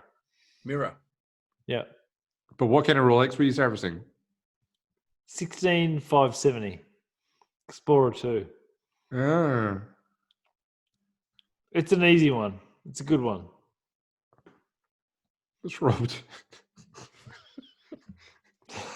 Ha! I did contemplate wearing a loop onto the thing tonight. I did too, but I couldn't have it with my headphones, which didn't work. I considered no it as point. well. I had it on all night and I was like, maybe I should just keep it on there. And no. Jean Claude would be like, you arsehole. Oh dear. All right. Let's All right. wrap it. Rapid. Instagram recommendations. I got Go. one. Hang on. We're on the YouTube thing. You don't need to do Instagram recommendations. I thought we're doing this as a podcast sorry. and a thing. For the podcast as well as YouTube. I got one.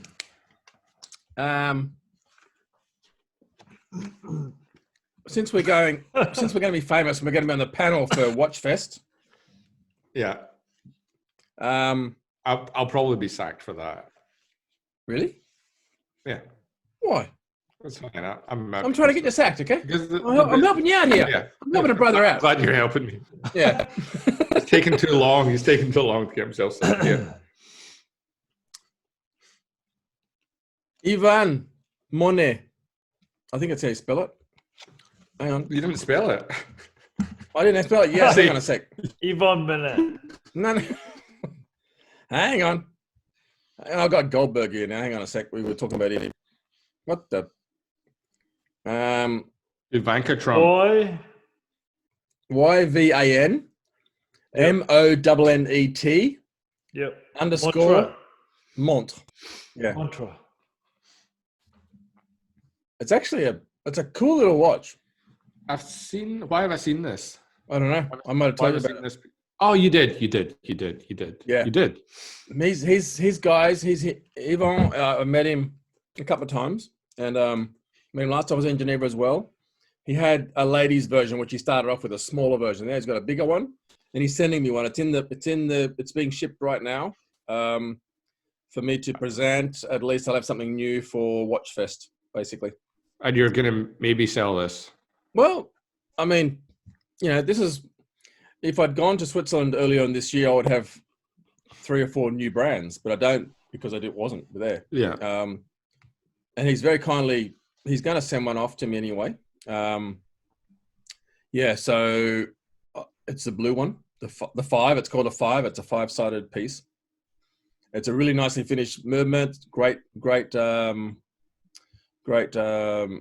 What do you call it? What do you call that thing? The rotor. Yeah. Really nicely finished. Yep. And yeah, it's a kind of cool little brand.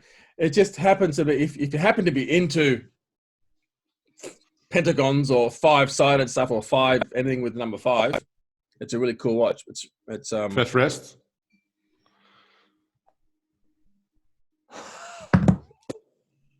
For example, but fifth wrist. Yeah, you know, we could make it a thing.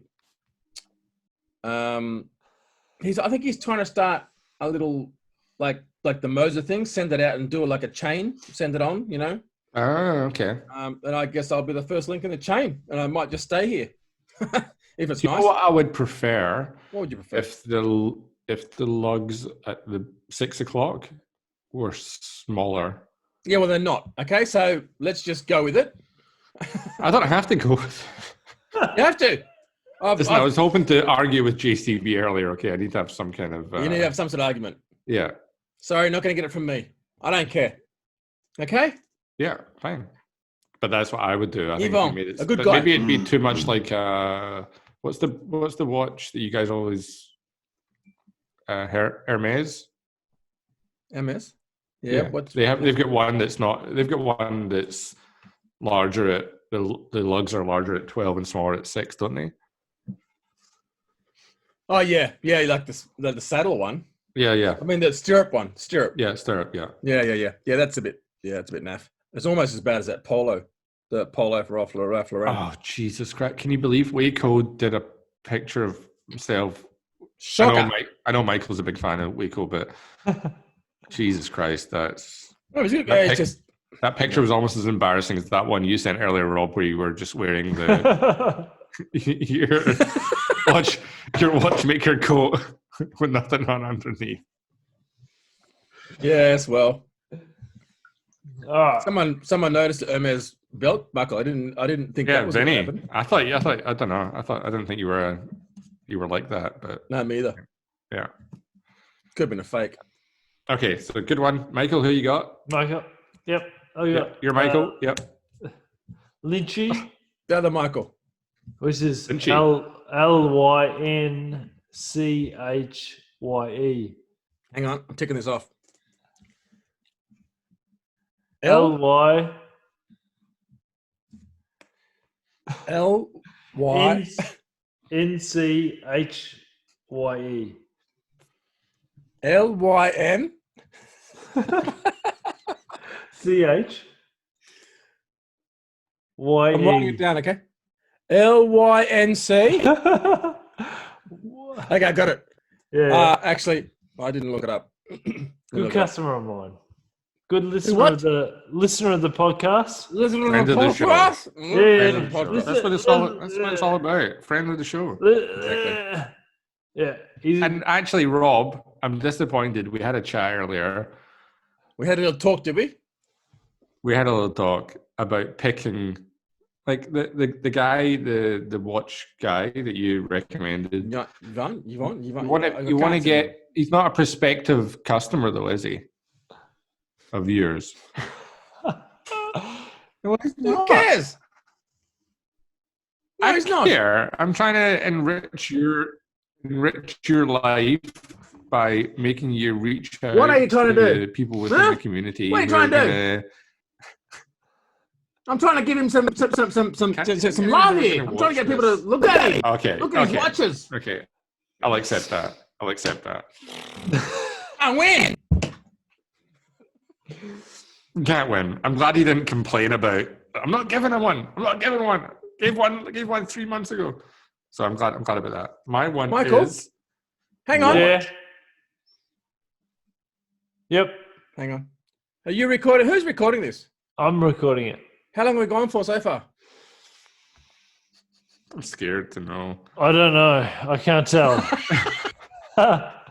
Well, this is what it was like with I'll just stop at one Paul stage. Carter. Yeah. Okay, sorry, Alex. What was your we were recommendation? constantly on edge, not knowing when the time I was know, going to come yeah, up. drop And then it off. would come up. We've got 2 minutes. Let's wrap And up. we're this going thing. well past the 45 minutes. So I think we obviously got the professional version. Sorry, who was yours?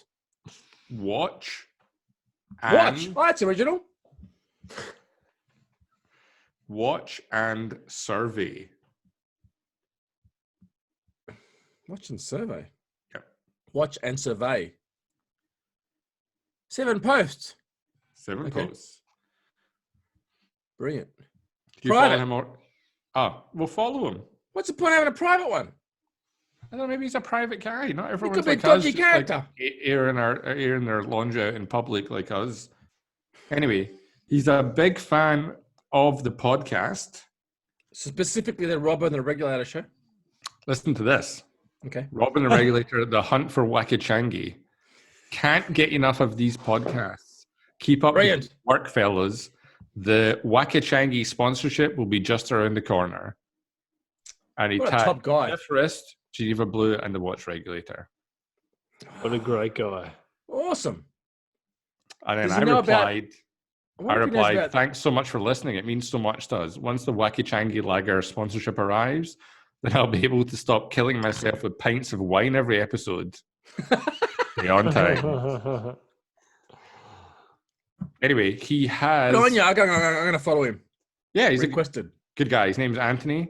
He has Another Anthony. a Calibrica design Oh. on order. Okay. He heard the podcast. He went to get a Calibrica design. as He was the well. one. He was one of them. Where's Michael gone? I don't know. He's always wandering away. He's like somebody at a party and you're talking to them and you think they're fine and they just like, they wander off. You're like, is he okay? Like, oh, he does that. He's gone home. And then they just never come back to the house party. Like, it's his house. Where did he go? Oh, he went home. Back to his mum and dad's. Anthony, watch and survey. Yeah. Brilliant. Thanks for listening. Hope you look at the videos sometime and because you'll get a shout out now from this particular recording. You get both. It's Double like a bonus. value. It's like buy one, get one free. Yeah, exactly. Podcast. If you're listening to the podcast, go and look at Geneva Blue. What is it? On YouTube. Just search on YouTube, Geneva Blue. It's going to be Oh, under the dear. JCB interview section. Cut past the JCB part. Forget the okay? JCB thing. All the value is after the JCB part. And who's the guy in your picture there? Again, you tell me. Chris. Chris. Gotta give a shout one of out to Chris. He's El Capsicum on Instagram. El Capsicum. Yeah, he is. Have you recommended him already? I don't think so because he doesn't post much watch stuff. Chris Lamb. He's one of the other people that came into the industry passionate and then had it beaten out of them in a very short space of time. Right. I love Chris dearly. Good friend. Why have we had him on the show? He doesn't want to lose his job. It's funny. Not many people want to actually lose their Call him job. something like me. else. Has a pseudonym. Maybe. I don't know, but people don't, and again, people don't have the same like desire to talk at length about A bit like watches Miss or the Queen of industry. Seconds or whatever her name is. Exactly. I don't get these people. They prefer their job to actually enjoying themselves and talking about stuff on. It's weird, eh? It's weird. Especially if you can't talk about stuff at work. Although I do talk about stuff at work. God. Well, this is what my brother-in-law does. He goes like this. What does that do? Huh? Sorry? What, does he just do that for comedy value? He doesn't actually think that works, right? I think it works. Okay. That's Patrick. Shout out to Patrick. Patrick Butler. Yeah. My best mate and in Switzerland. Not counting not you because you're here. Yeah. Many years of big times. I mean, What's his name? Patrick. Patrick, but it's Michael knows him. you know him. You know Michael? Patrick. Of course you do. He's from Neuchâtel. He's from quite close to Neuchâtel. Who's your best mate in Perth? Is it Paul? He'd be one of them. Yeah. Who's the other guys? Who's the guys we don't know about? Mike. Never heard of him. Who is this guy? Mike. I'll tell him to tune in. Mike. Yeah. He's What's Mike's story?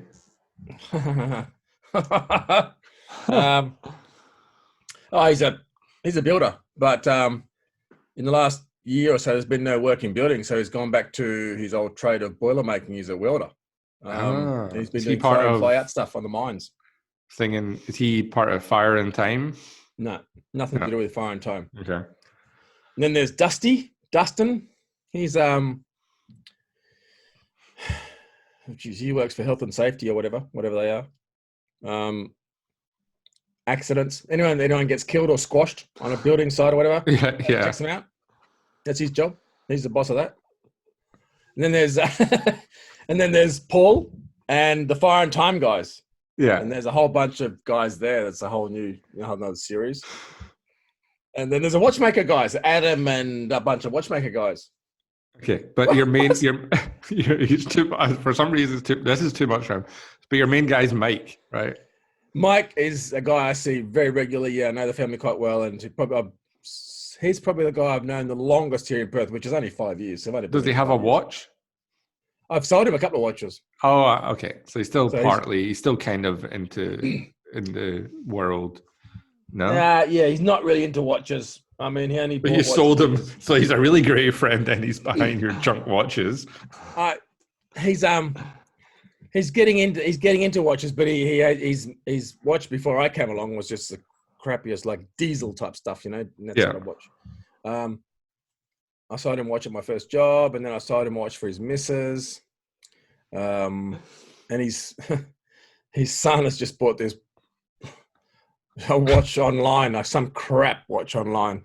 Declan, if you're watching, okay, it's just crap. You're a Chinese piece of junk. What did he buy? Like a tourbillon or something? No, it's not a tourbillon. No. Dec's doing great. He's only a young guy. He's that's Mike's son. He's I guess he's 19ish, but he's just they put the slab down. They're building his house, his first house. Jesus. Yeah, that's what they do here in Perth. You got to have a house. You got to buy. Where's he going? Where's he off to?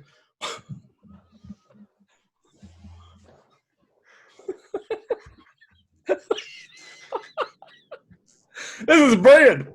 This is going to go on straight as it is. Who else is it? The Fire and Time guys. There's some interesting characters there. I haven't been doing that for very long, but Paul's the main guy that I've known for the longest, and the guy that owns the workshop and the guys that do the bikes. There's some good guys in amongst those. And then there's a few other artists, basically, and a few mates. I've been running around for the last 5 years, doing the same thing I did in Switzerland, but only for a quarter of the time so far. Yeah. There's a little network there. Yeah. I worry about Michael being out there in Colac. I don't think he's got enough good people around him. Should we call his wife? It'd be like, just check the corridor. I think Michael He's going to a swingers party or something. Let's not get back into that. We'll finish that subject before he gets back. Yeah. Where's he gone? It's a I dog. don't think he's coming back, honestly. Serious? Do we wait till he comes back? Let's just wrap it up. Okay. He's going to be so confused. He might call the police to get us. He'd probably call the police and get them to come around to our house to make sure we're okay, which would be hilarious. Oh dear. God, it's been great having Chris there with us all this time on your frame. Well, he was up on the wall when I did the Scottish Watches thing, right. And I was like, I might as well. I thought that was hilarious when he brought me that for was it my Christmas or my birthday? I can't remember. I think it was my Christmas. Yeah. And I wrapped this thing, and I was like, it was just obviously one day at work he was bored and put 2 loops in and then took a selfie and then got it framed. As you do. Which okay. Brilliant. Okay. Okay. Okay. So we've done our recommendations. That's it. We can wrap up. We can stop. Just stop. Yeah. We don't know how long this. We don't know how long this has gone on for, but we've made. Hang on. He's hosting it, isn't he? It could just go all night. We can't stop it. We don't know where to stop. When his wife comes in the morning, it's still recording, and she walks up and she's like, "Michael, have you left the thing on?" She comes in her fucking dressing gown. That'd be brilliant. There's like 2 other empty screens. We're going to bed. Yeah. Or you see her, she comes in, she's like stepping over him because he's just like he's not coming back, right? We now know Michael is one of the guys who goes, "I'm just going to go to the toilet," and then he just never comes back to the park. But then I'd have to edit that 8 hours out. I just have to like go from now. Yeah, it's easier to edit the last 8 hours than it is to go through and take out all the bits in the middle. That's true, but I would need to like put like 1 hour later, 2 hours later, 3 hours later, 4 hours, nothing, and at the end, yeah, his wife okay. comes in. Yeah, you have to do that, and if that's yeah. I understand. Hey, this is what happened the other night when I was away, when I had guests over and I was sort of part-time on the podcast. Yeah. He kept sending me messages. Well, he Michael. sent me a message saying, he said, "Are you okay? What's going on?" Because I disappeared. I said, "Oh yeah, sorry, I'm just sort of busy or whatever." And so he was actually, I'm going to send him a message. Hang on a sec. 2.5 Watchmakers. He'll look at that. Michael.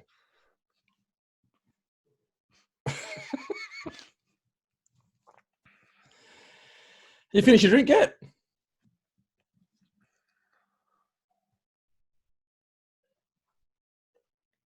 Where are you? He's going to walk the dog. He'll be back in half an hour, probably. If he's walking the dog, the dogs are dragging him over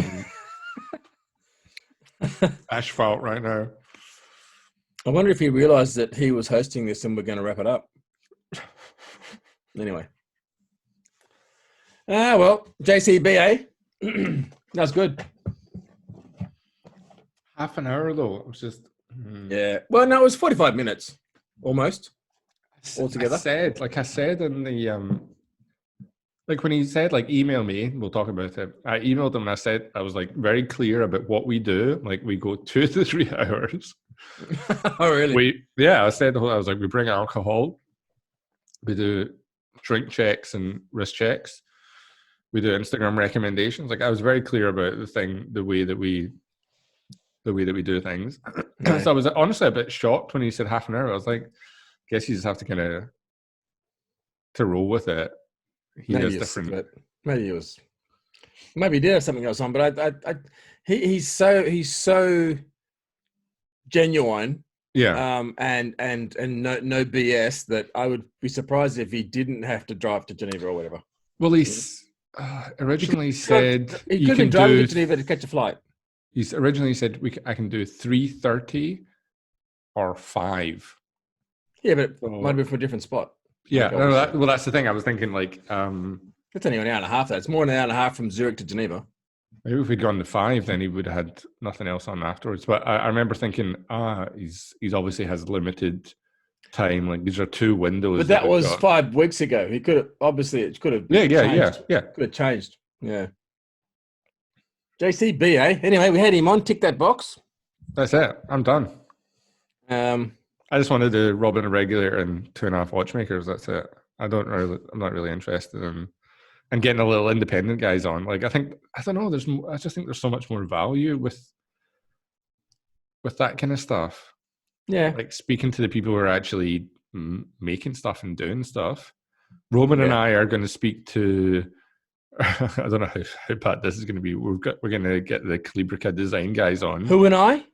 Roman and I. Yeah. Mm-hmm. Roman's been speaking to them. We're going to get. I don't know how good their English is, but he wants to get them on and do. I translate for you. So that's going to be quite interesting. Like I think that's the more interesting thing. Like speaking to collectors and speaking to the little independent guys who are making stuff. I think that's the more interesting thing rather than taking off the celebrity boxes. Yeah, I like the collectors. They have a different. They're always very eclectic, often very eclectic as far as their collections go. So I talking to them. I've been talking to Roman. We're going to get a guy on from California. We both know, or I know anyway. I think Roman's had contact with him, Tim, who I've met several times, and I've had dinner with him at Basel and stuff. He's a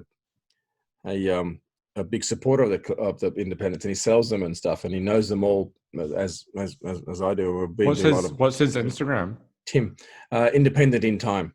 Oh yeah, okay, yeah. Shout out to Tim. Hi Tim. So I want to get him on basically. So that's probably pretty soon. Hopefully we'll get Tim on, and that'll be another one contributing to the 100 podcasts, whether it be before or after. That'd be good though, because he's a good guy. He's a great guy. Tim and his wife Jana had some good times with them at Basel, which you would never know about. You would never go to. And so that was lined up. Had some messages with Roman. Don't know what else is happening there. Basically, apart from the 100 and the awards night, the big awards night. What about the person that when I had a sad and couldn't do a show? What about that guy? Had a what? When I was like, I'm not in the mood to do it, I'm feeling shit or whatever. Remember? Not in the mood. Yeah, remember? I was just like, I'm in a stinking mood. Oh, you were? Yeah.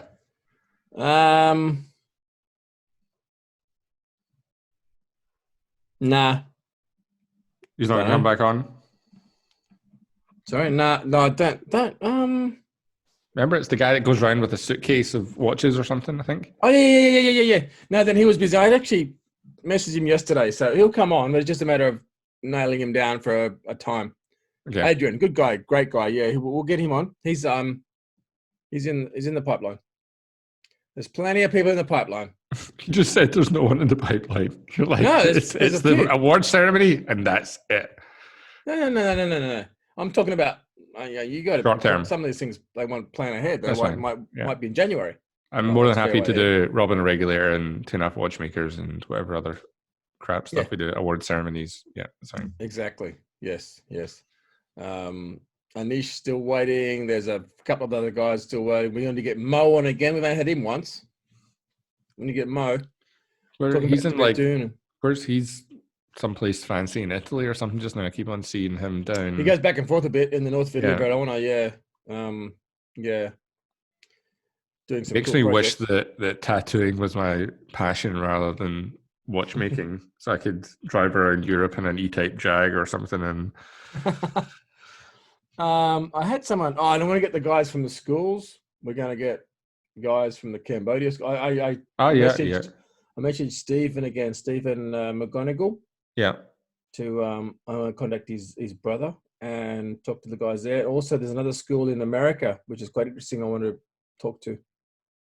And then I kept thinking of there's a couple today that I thought of, or someone that I talked to. I think we should just get him on. There's plenty out there. There's a few others. Where's Michael gone? He's gone to bed. He's not. He's not coming back. Okay. So how do we stop it then if he's recording? We just leave and it just keeps on recording. Like I knew, like you can't leave that many times in a row. Like there's no amount of pee that you can have in your body from just having a sip of whiskey that you need to go to the toilet again. So, hang on, I should try and call him. What's the time over there? It's 1 o'clock here. 3:06. Yeah, call him and see. Yeah. Oh, just let him know that we're going to stop now. I'm just waiting for the on camera, just like a hand to come up and just be like, yeah, exactly. He's been there the whole time. He's snoring. He's lying in bed next to his wife, snoring his head off.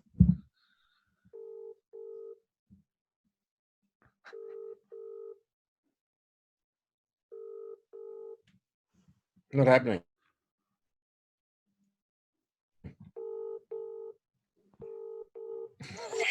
Hi, you've got Michael Wood. Please leave a message after the beep. I'll get back to you. Please leave a detailed message after the tone. When you have finished recording, you may hang up or press 1 for more options. 1. No, Michael, you can hang up now. Stop. Stop. We're stopping. Okay. Bye. Okay. Hopefully he's fine. I'm sure he's fine. Yes, he's fine. Yeah. Okay. Maybe I should have called his dog. Marley. Hang on. I got Marley's number here. Just need rub some biscuits together and get them up. Yeah. Okay. Rob. Pleasure as always. Can I just shut this window then? We'll let him go. Yeah, just Okay. move your thing around and hit leave down the bottom right. Oh yeah, okay. Well, good. Thank you, mate. I'll wait Yeah. for this and I'll watch for this to be posted straight up as is, no editing. It'd be the longest YouTube video ever on. We don't even know how long it's going to be, so yeah. No, who knows? Doesn't matter. Okay. See you, Rob. Talk Cheers. soon. Ciao.